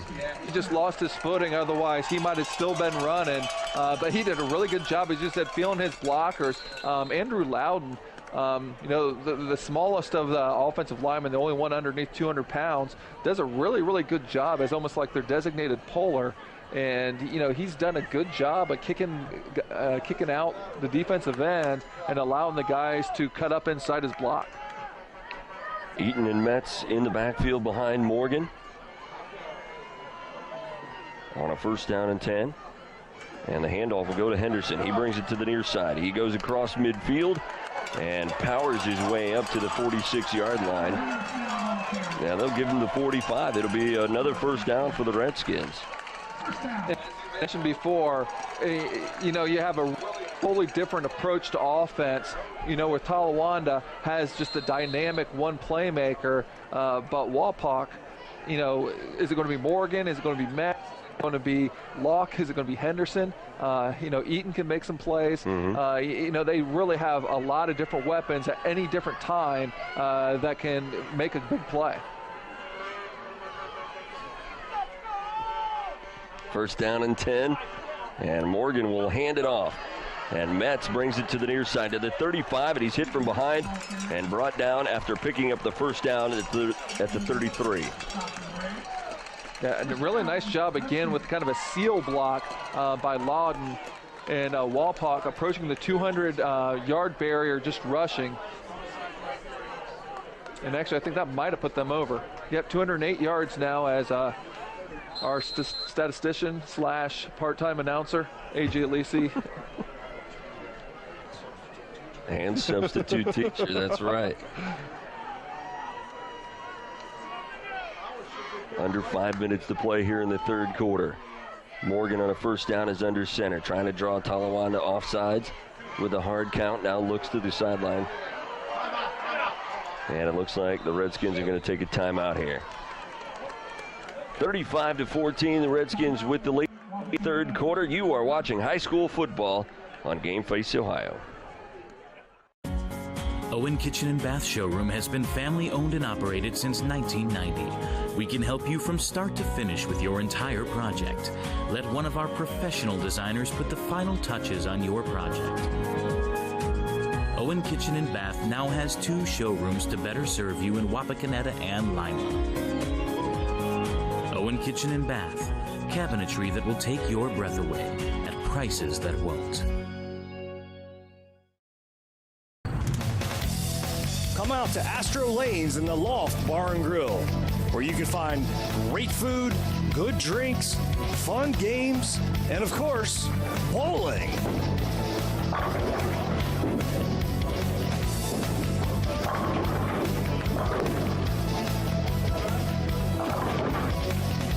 Astro Lanes, a great place to spend some spare time. Coming out of the timeout by the Redskins, they are set up first down and 10 at the Braves' 33-yard line.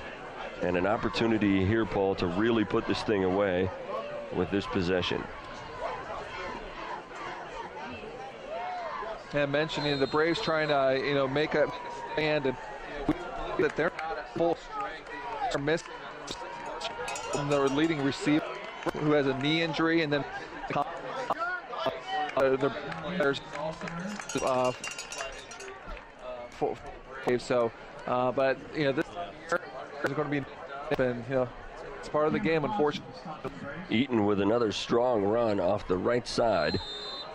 Gets it down to the 27-yard line. 6-yard pickup on first down. And we've seen Eaton really lower the shoulders tonight and run straight ahead.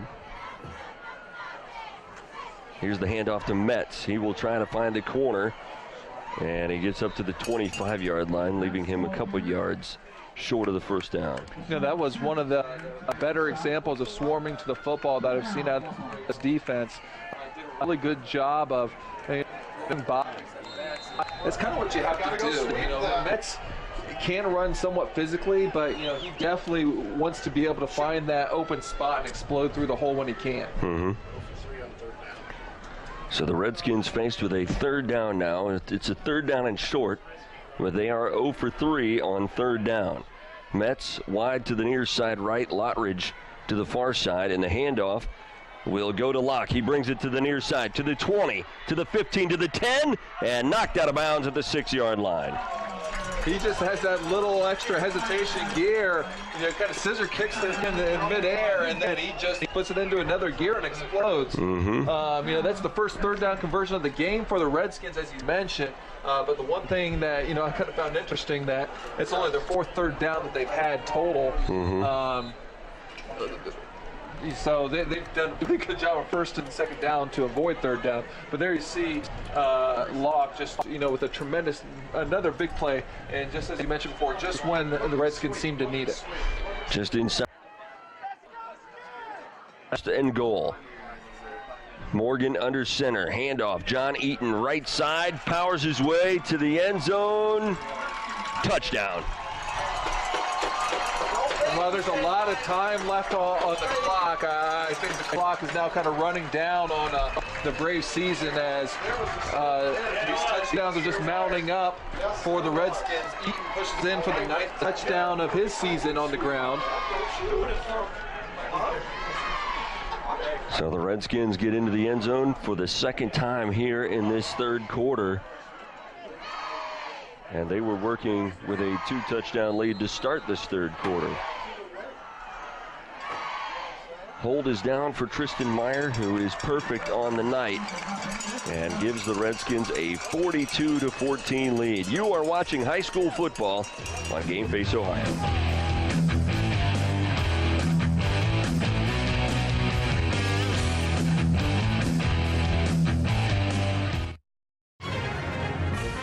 Wapakoneta Daily News, bringing you local news and more since 1905. With subscriptions starting at just 35 cents a day, the Wapakoneta Daily News is Wapak's source for timely local coverage of news, sports, classifieds, entertainment, and more. The Wapakoneta Daily News. Subscribe online today.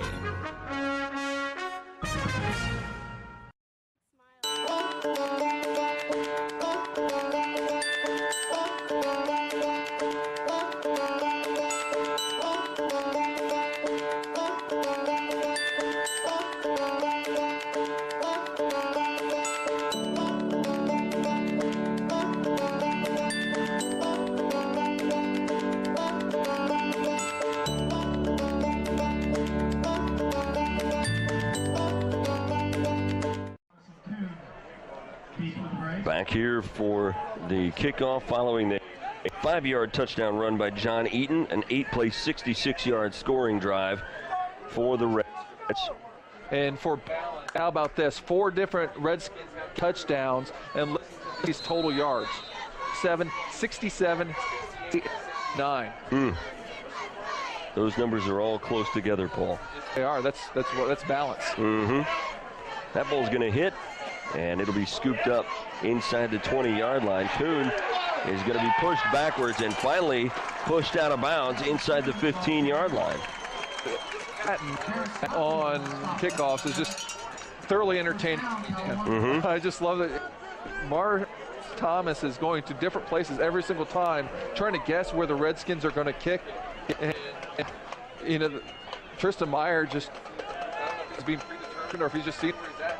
where he's not, but tremendous job getting it there. And this is by far the best coverage and result for the Redskins coverage team on the kickoff. Well, Myers had a fantastic season from beginning to end. Here is Thomas trying to find the corner. Gets across the 15, has the 20 to the 25 to the 30, cuts it back to the center of the field, off balance a little bit, and knocked down at the 37-yard line. Boy, he really can find another gear. A few times where he kind of came off clean off the line of scrimmage, and he shows his athletic burst that he does have. That was the second best run of the night, Thomas. The 24-yard run by Thomas sets up this first down, and he will take the ball again. And to the right side, to the 40, to the 42-yard line. And another nice pickup on first down. This game has seemed to get away from the a little bit. They're down 28.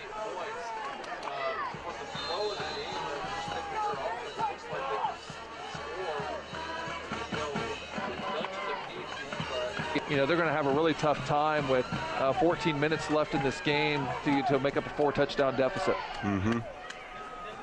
Scott will work out of the pistol with a receiver to each side and a man in motion across the backfield. Handoff to Thomas, who's hit in the backfield and dropped for a loss. Jacob Hartman right there, his 7th tackle for loss on the game, and one of the rare times where you got into Maurice Thomas in the backfield and was able to just hold on for dear life and was able to take him down with one leg. Now under 2 minutes to play here in the third quarter. And the Braves facing a third down and long. They are just 2 for 5 on third down conversions. They come out with a 4-receiver set, 3 to the far side, 1 to the near side, and they put Thomas in motion to join those 3 receivers. Scott back to pass, has some time. Now under pressure, a flag comes down as he fires it over to the right side where it's caught at about the 41 by Thomas, and he will fight toward the first down marker but knocked out of bounds at the 45-yard line, and we'll see what the flag is about. Yeah, I'm pretty sure this is going to be on the offense by Talawanda. It would be short of the calling on the Redskins. Interesting. We'll see it. He pointed toward the Redskins. We'll see what the call is here. Well, it was a long pass. All of it would have been short of the first down, 3 yards, but yeah, they're calling that on the Redskins, so I'm not sure what the call was. Hands to the safe, hands to the face. Personal foul, 35 offense, hands to the face, 15 yards added to the end of the run, first down. Well, hands to the face. Thomas Shane line. Didn't really see that live, but they're on the other side for us. Beneficial call there for the Braves, as that gives them a first down now in Redskin territory. Ball at the 40-yard line. And again, Scott working out of the shotgun. He has Thomas back there with him and a receiver on each side to choose from. Puts a man in motion and then keeps it himself. And he will dive forward to about the 37-yard line. Sure. I think we have a replay perhaps to see that 15-yard penalty, which is pretty big in terms for this drive. We'll look at 67's head right here on the replay. You see Shane Line kind of pushing that head back. And, you know, that's the kind of part we can see. So definitely his hand must have been up in that face mask to push it back like that. And that is definitely a penalty. Clock moving with 35 seconds left in the third quarter. And Scott again in the pistol. He puts Johnson in motion across the backfield and hands off to Thomas. No fake handoff, and he'll throw it down the center of the field, and he overthrows his intended receiver, Jones, who was at the 5-yard line. Unfortunately for Talawanda, the ball landed about 3 yards deep in the end zone. Yeah, but he was double covered, including Drew Voll was back there. Another one of the standout defensive backs for the Redskins. And again, they just have a treasure trove of talent in the backfield. Very nice. Defensive backfield. 3rd down and 7 now. Just 21 seconds left in this 3rd quarter. And the treasure trove gets a thumbs up. 3 receivers to the right. That's Kuhn in there, who has played most of the night at linebacker, and Scott is going to keep it himself. He'll fall down as he gets to the 32-yard line, which is short of the 1st down. And I think he must be coached to get down, but unfortunately for him, that situation, by going down right there, he is prevented from picking up the 1st down. That's going to bring up a 4th and 2. And we've seen him run well enough. It looked like he had some open space to the left, but goes to the turf with 2 seconds left in the 3rd quarter, and those seconds will tick off as the 3rd quarter comes to a close. The Redskins in control here, 42-14. We'll be back with the final frame. You are watching high school football on Game Face Ohio.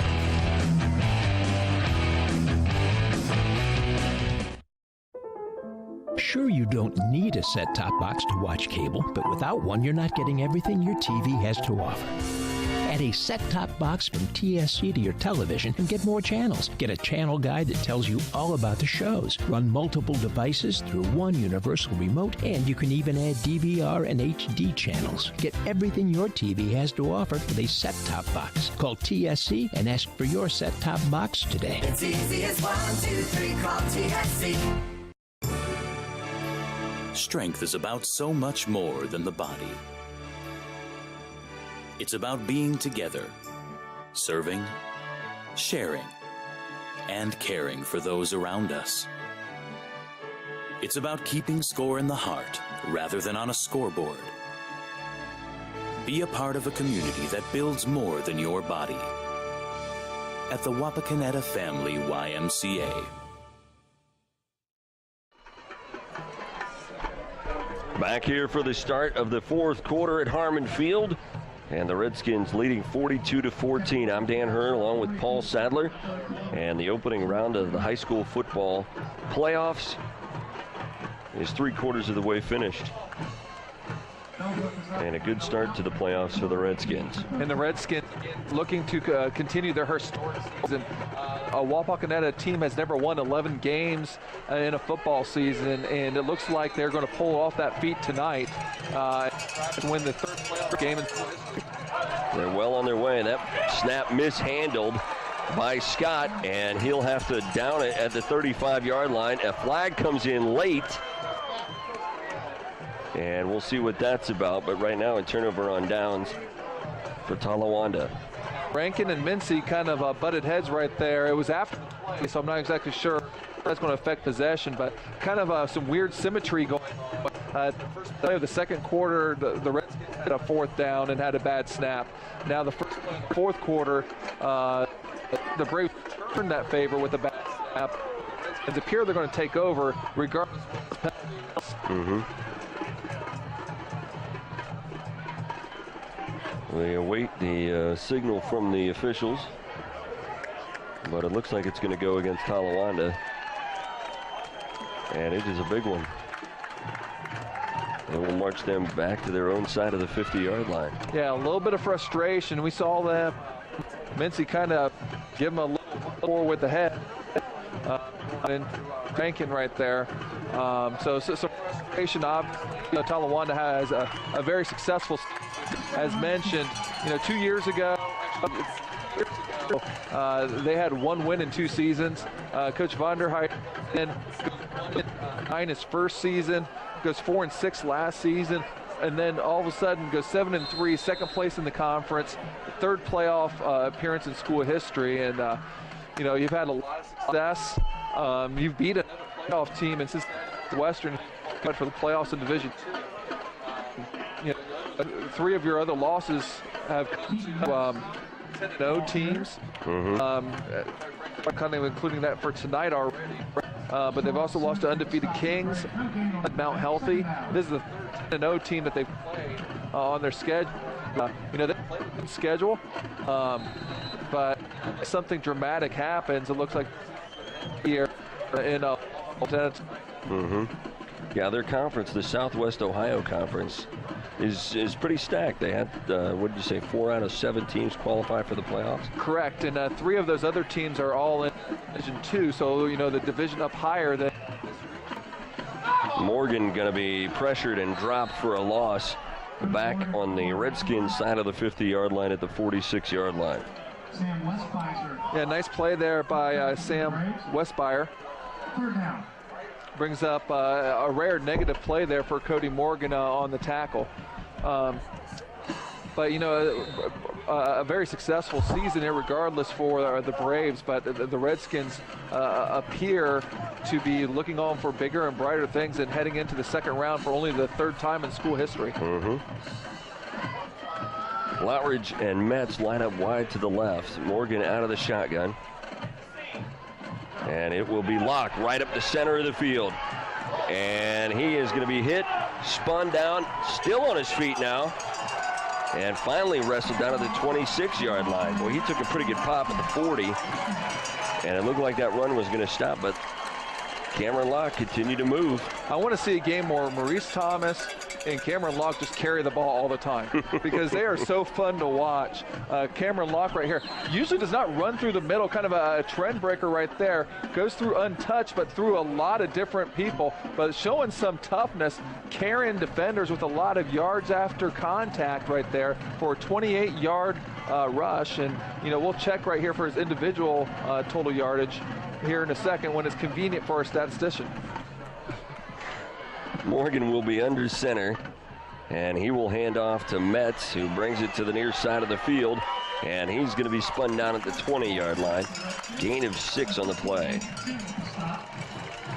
Nice run by Keaton Metz. High school football on Game Face Ohio, brought to you in part by Owen Kitchen and Bath. For all of your kitchen and bath projects, call Owen Kitchen and Bath, featuring cabinetry that will take your breath away at prices that won't. So 9.5 minutes remaining in this one, and the time winding down on the Talawanda Braves. You just got to be patient. He'll deliver. Cameron Locke at 96 yards rushing for the game now. And the run up the middle, John Eaton will get it down to the 16-yard line. It'll be close to a first down. And every one of the 5 runners for the Redskins have really shown a capability of running after contact. It's a lot of toughness that we've seen entrenched into these football players. Well, spot this one just shy of the first down, so it's 3rd and 1. More like 3rd and inches here. Redskins trying to pick up their 19th first down, and Morgan will do that as he dives off the left side for the first down.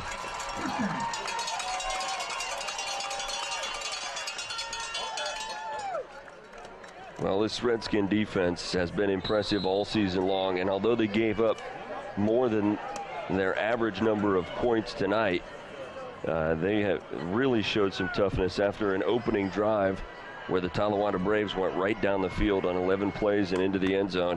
The Redskins responded and have held the Braves to just 1 score after that. Here is Metz, and he's going to find the end zone off the left side. And that's Metz's 2nd touchdown of the game.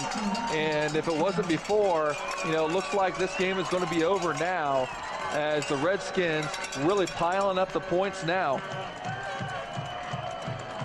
And Dan, I believe this is the highest point total of the season for the Redskins. I will double check on that. Yeah, their highest prior to was 42-point outburst versus Van Wert. So if you want to talk about peaking at the right time, the Redskins with the largest offensive outburst of the season. Tristan Meyer puts the extra point through. And the Redskins in control here with 8:13 left in this game. You are watching high school football on Game Face Ohio.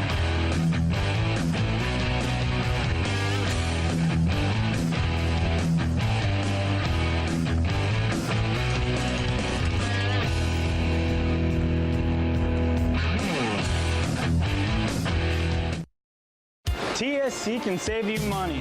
How? TSC can save you money with Emerge. What's Emerge? The Emerge bundle plan. TSC will merge your phone, cable TV, and internet into one nice, neat package to save you money. How much money? a boatload. Emerge bundle plan only from TSC. TSC. Give us a call and see. It's easy as 1, 2, 3. Call TSC. When you see an orange truck, you think GA Windsor & Son Company. But the next time you see an orange GA Windsor & Son truck, we want you to think green. Why green? Because GA Windsor & Son are the original recyclers. Using a modern fleet of trucks, GA Windsor & Son Company collects food co-products from restaurants, food retailers, and food manufacturers in Ohio, Indiana, Michigan, and Kentucky. These food co-products are used to manufacture quality livestock and pet care feed ingredients. So the next time you see an orange GA Windsor & Son truck, think green. Tristan Meyer tees it up to kick it away after a 6-play, 64-yard touchdown drive by the Redskins to give them a 48-14 lead. Keaton Metz getting into the end zone on a 13-yard run for the touchdown. And this ball is going to go out of bounds on the far sideline. It looked like there might have been one of the Braves touched that ball before it went out of bounds, but the official who was right over there in position to see that. Well, he dove after it. Whether he actually got contact with it inbounds, I'm not certain. But again, that's an interesting decision in itself. The cat and mouse continues as one of my favorite plays gets to happen again as Talawanda opts to have a re-kick, which I think more teams should do when the ball goes out of bounds. I think they should make him kick it again. Mm-hmm. So they're going to move him back 5 yards, and we'll see cat and mouse wise where is the ball going to be kicked again this time. You know, I've located Maurice Thomas. He's kind of hiding out in the middle. He might relocate by the time the ball goes down. Right. Exciting times, Dan. Yeah. He's standing directly behind Kuhn at the 27-yard line, now inching over to the left side. Meyer is ready to kick it away. And this time boots it deep and away from Thomas, but he will get over there to scoop it at the 20-yard line. Brings it back to the center of the field. He's got room, takes it to the far side, to the 40, to the 45, to midfield, and then he'll step out of bounds at the 45-yard line on the Redskins side of the field. And you can see, Paul, why they have spent so much time kicking it away from him. Well, the one bad thing about scoring 7 touchdowns is you're going to kick off a lot. And, you know, out of 8 kickoffs. It's a good problem to have. Yes, out of 8 kickoffs, he's actually touched the ball twice. So, you know, that's a pretty good percentage. Mm-hmm. But, you know, for this game not being that close at this stage in the game, it's sure been exciting. Mm-hmm. Well, Scott will work out of the out of the pistol with a receiver to each side on a 1st down and 10 from the Redskin 45-yard line. And here is Thomas. And he takes a hit. Cockrell will finally knock him down at the 45-yard line.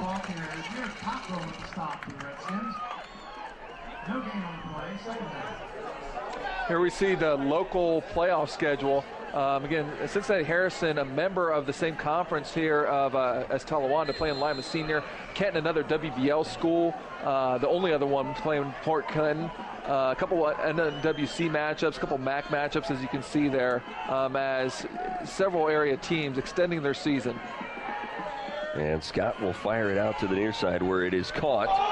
And a big hit absorbed at the 41-yard line by the receiver, Randlett. And I think that was Adam Henderson who delivered the big hit. You know, Henderson is a big playmaker who we haven't really said his name a whole lot tonight. Mm-hmm. Again, he plays both ways. We've seen him make plays, and here we see the replay again. Only unfortunately just get the tail end of that. A lot of Redskins there, but it was Henderson delivering the brunt of that hit. It'll bring up a 3rd down and 5 as they spot it up to the 40-yard line. Johnson in motion out of the backfield. Thomas will take the handoff left side.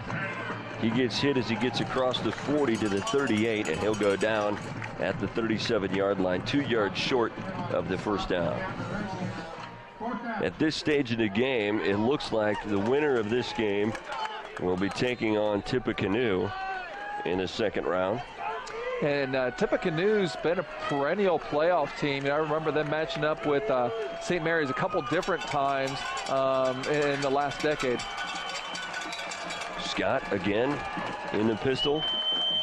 And they'll pitch it to Thomas coming to the near side on 4th down. He will find an edge to pick up the first down to the 33-yard line. And here's the Region 10 playoff matchups where we're going to kind of declare election night style. Walpock as with returns in as the winner. Trotwood seems to be looking to advance as well. Remember the matchups the way that worked out. Walpock is the number 1 seed, plays the winner of the 4-5 matchup, which, as we mentioned, Tippecanoe appears to be that team. How many precincts have reported, Paul? Well, it looks like we're at least 85% of the way in with the precincts, Dan. Scott fires it out left side where it's caught, and Jones will pick up 8 yards down to the 25-yard line. And we looked at those Friday night local ones. These are tomorrow night, including one that's close to me and Dan's heart, our alma mater, sneaking in at 4 and 6. So the Delphia St. John's Blue Jays going to head to Arlington, as well as some heavy favorites in the MAC. Coldwater looking to repeat. Marion local having a string of state championships themselves. I'm not sure how much competition they're going to have in D7 this year. Mm-hmm. Well, a penalty on that play is going to negate a nice pass and catch. One of the few nice completions tonight for Scott, and backs them up to the 44-yard line. And a timeout is going to be taken. And it is going to be taken by Talawanda with 3:25 left in this game. We'll take a break here. When we come back, the final moments of this playoff game. The Redskins on top by a score of 49-14. And you are watching high school football on Game Pigs Ohio.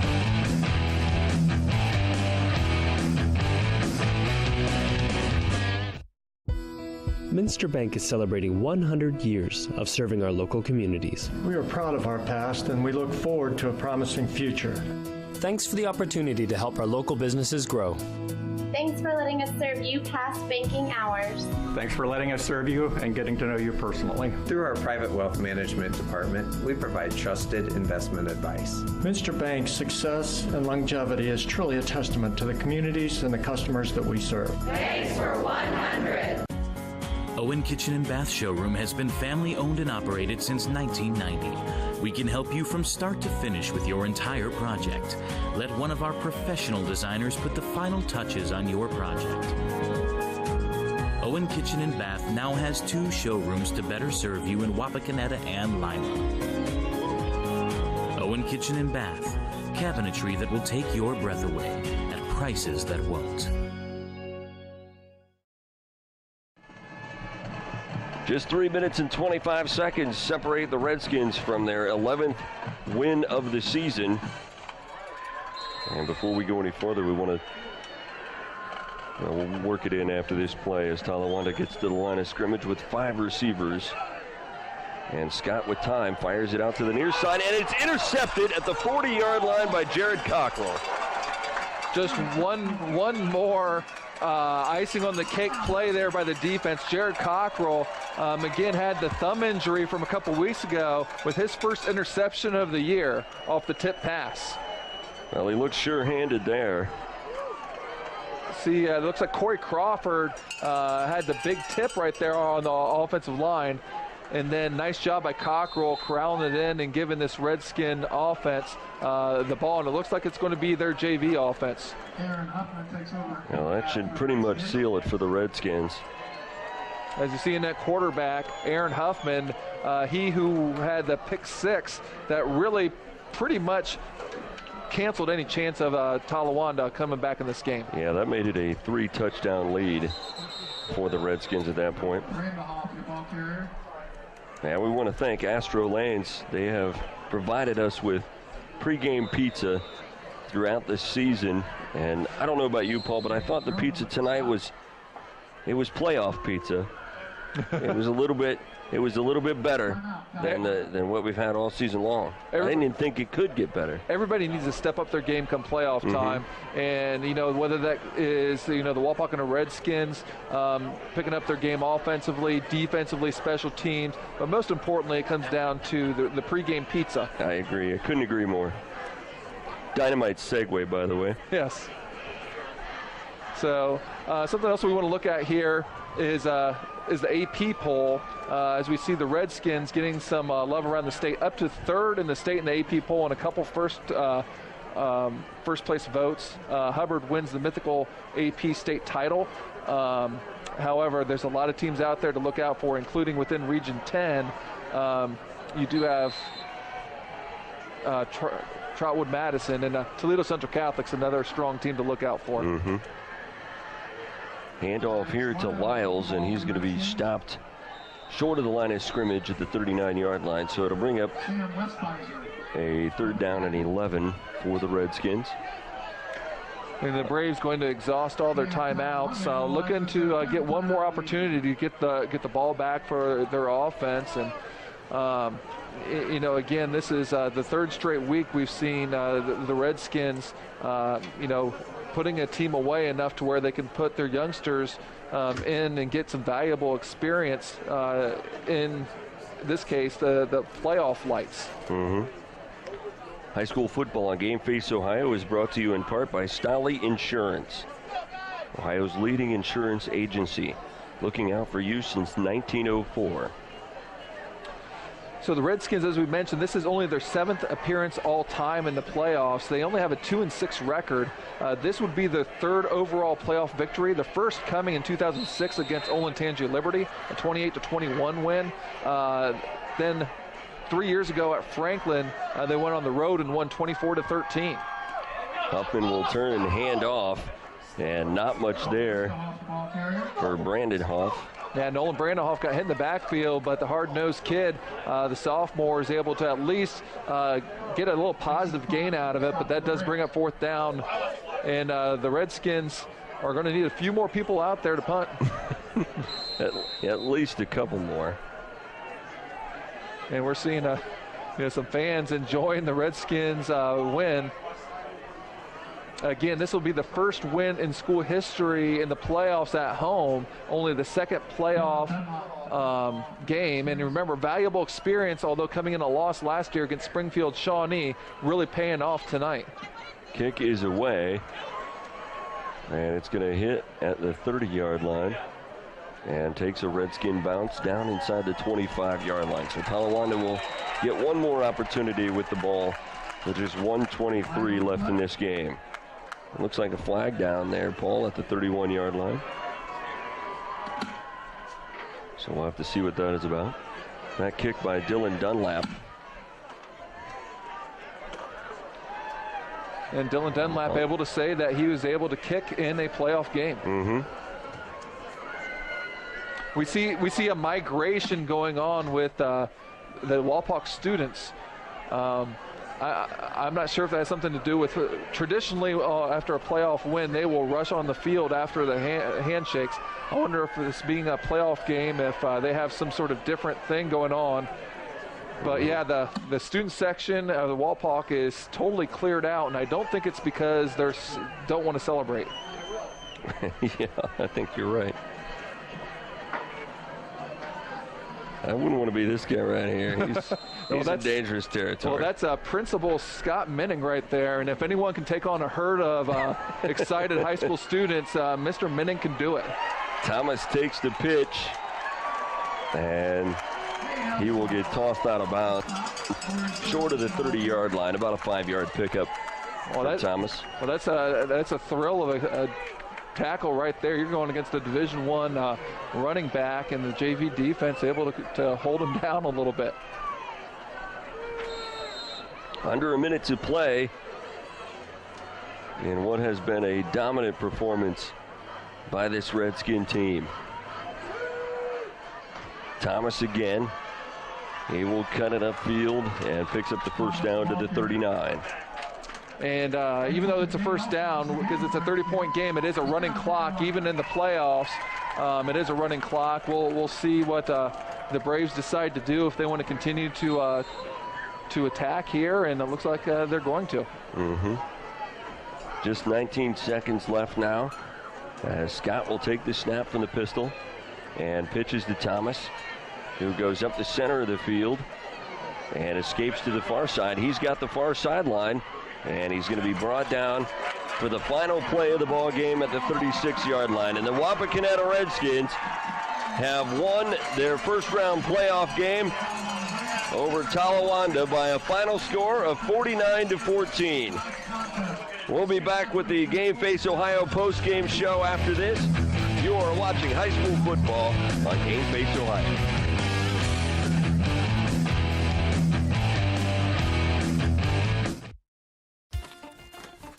Where is that TSC bill? How can I pay it if I can't find it? You don't need the bill. You can pay it online at telcirco.com. Wasn't there a special this month? Yes, we got it from TSC's Facebook page. I know I've got the announcement for the club here somewhere. I just sent it to TSC to air on Channel 2. With telcirco.com, Facebook, Channel 2, and their newsletter, TSC makes it easy to stay connected. Now, if they could just help me clean up my desk. It's easy as 1, 2, 3, call TSC. We are state of the art. We are professional. Thank you. You're welcome. Have a great day. We are service you can trust. We are here for you. With custom fabrication, a variety of roofing options, and exceptional roofing knowledge and expertise, Frost Roofing is committed to providing top-notch quality service on every project. To learn more, visit us online at frost-roofing.com and follow us on social media.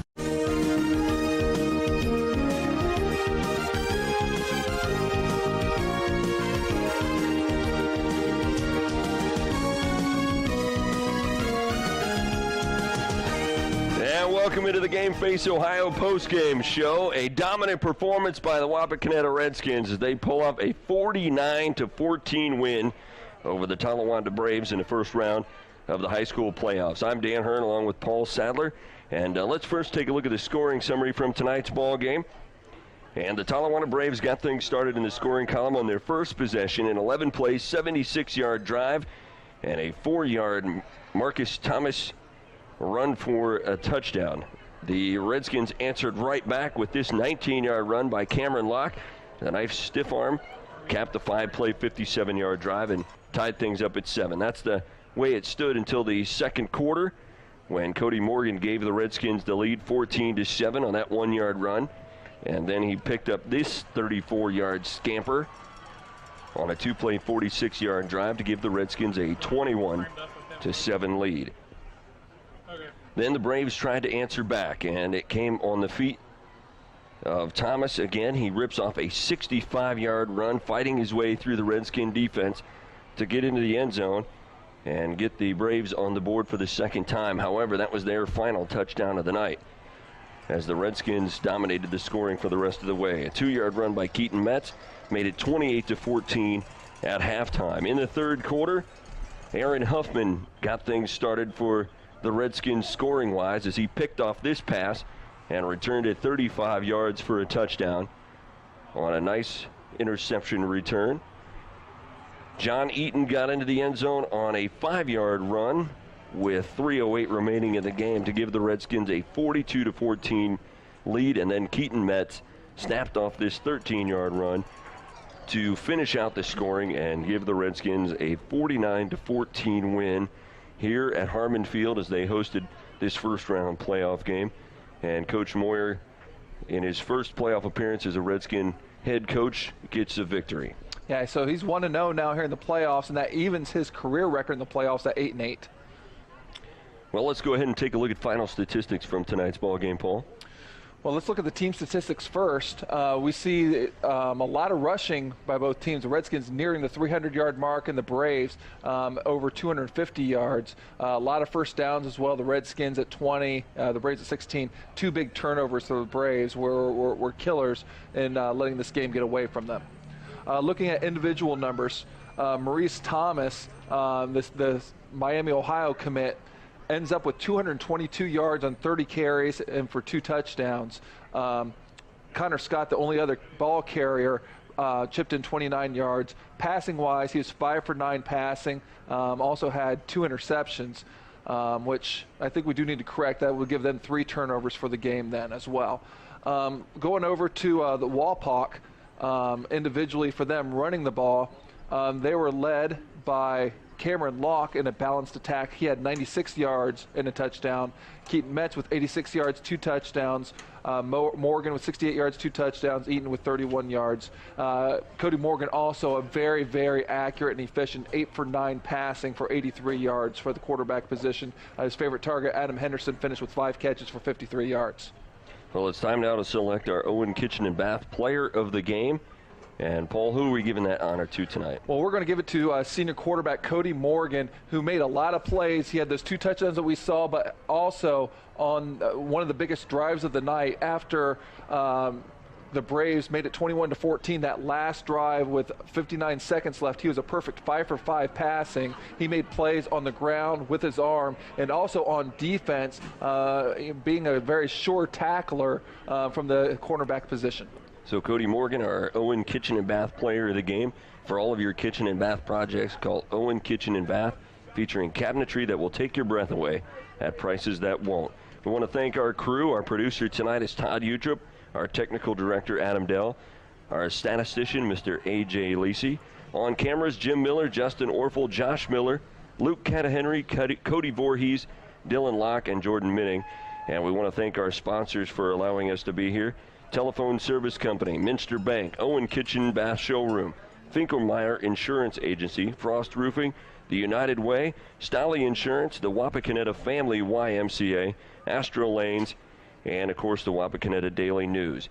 So the Redskins dominate tonight on their home field, and they will go to play on Tippecanoe next, as Tippecanoe in control in their ball game over Kenton Ridge. So there's a possibility we'll have that ball game for you, and we'll see how that shakes out. We'd love to do that and bring you that game, because Tippecanoe is fun to say, Paul. It is fun to say, and that game will be at a neutral site. And again, congratulations on a tremendous season to the Wapakoneta Redskins, which is extended yet another week.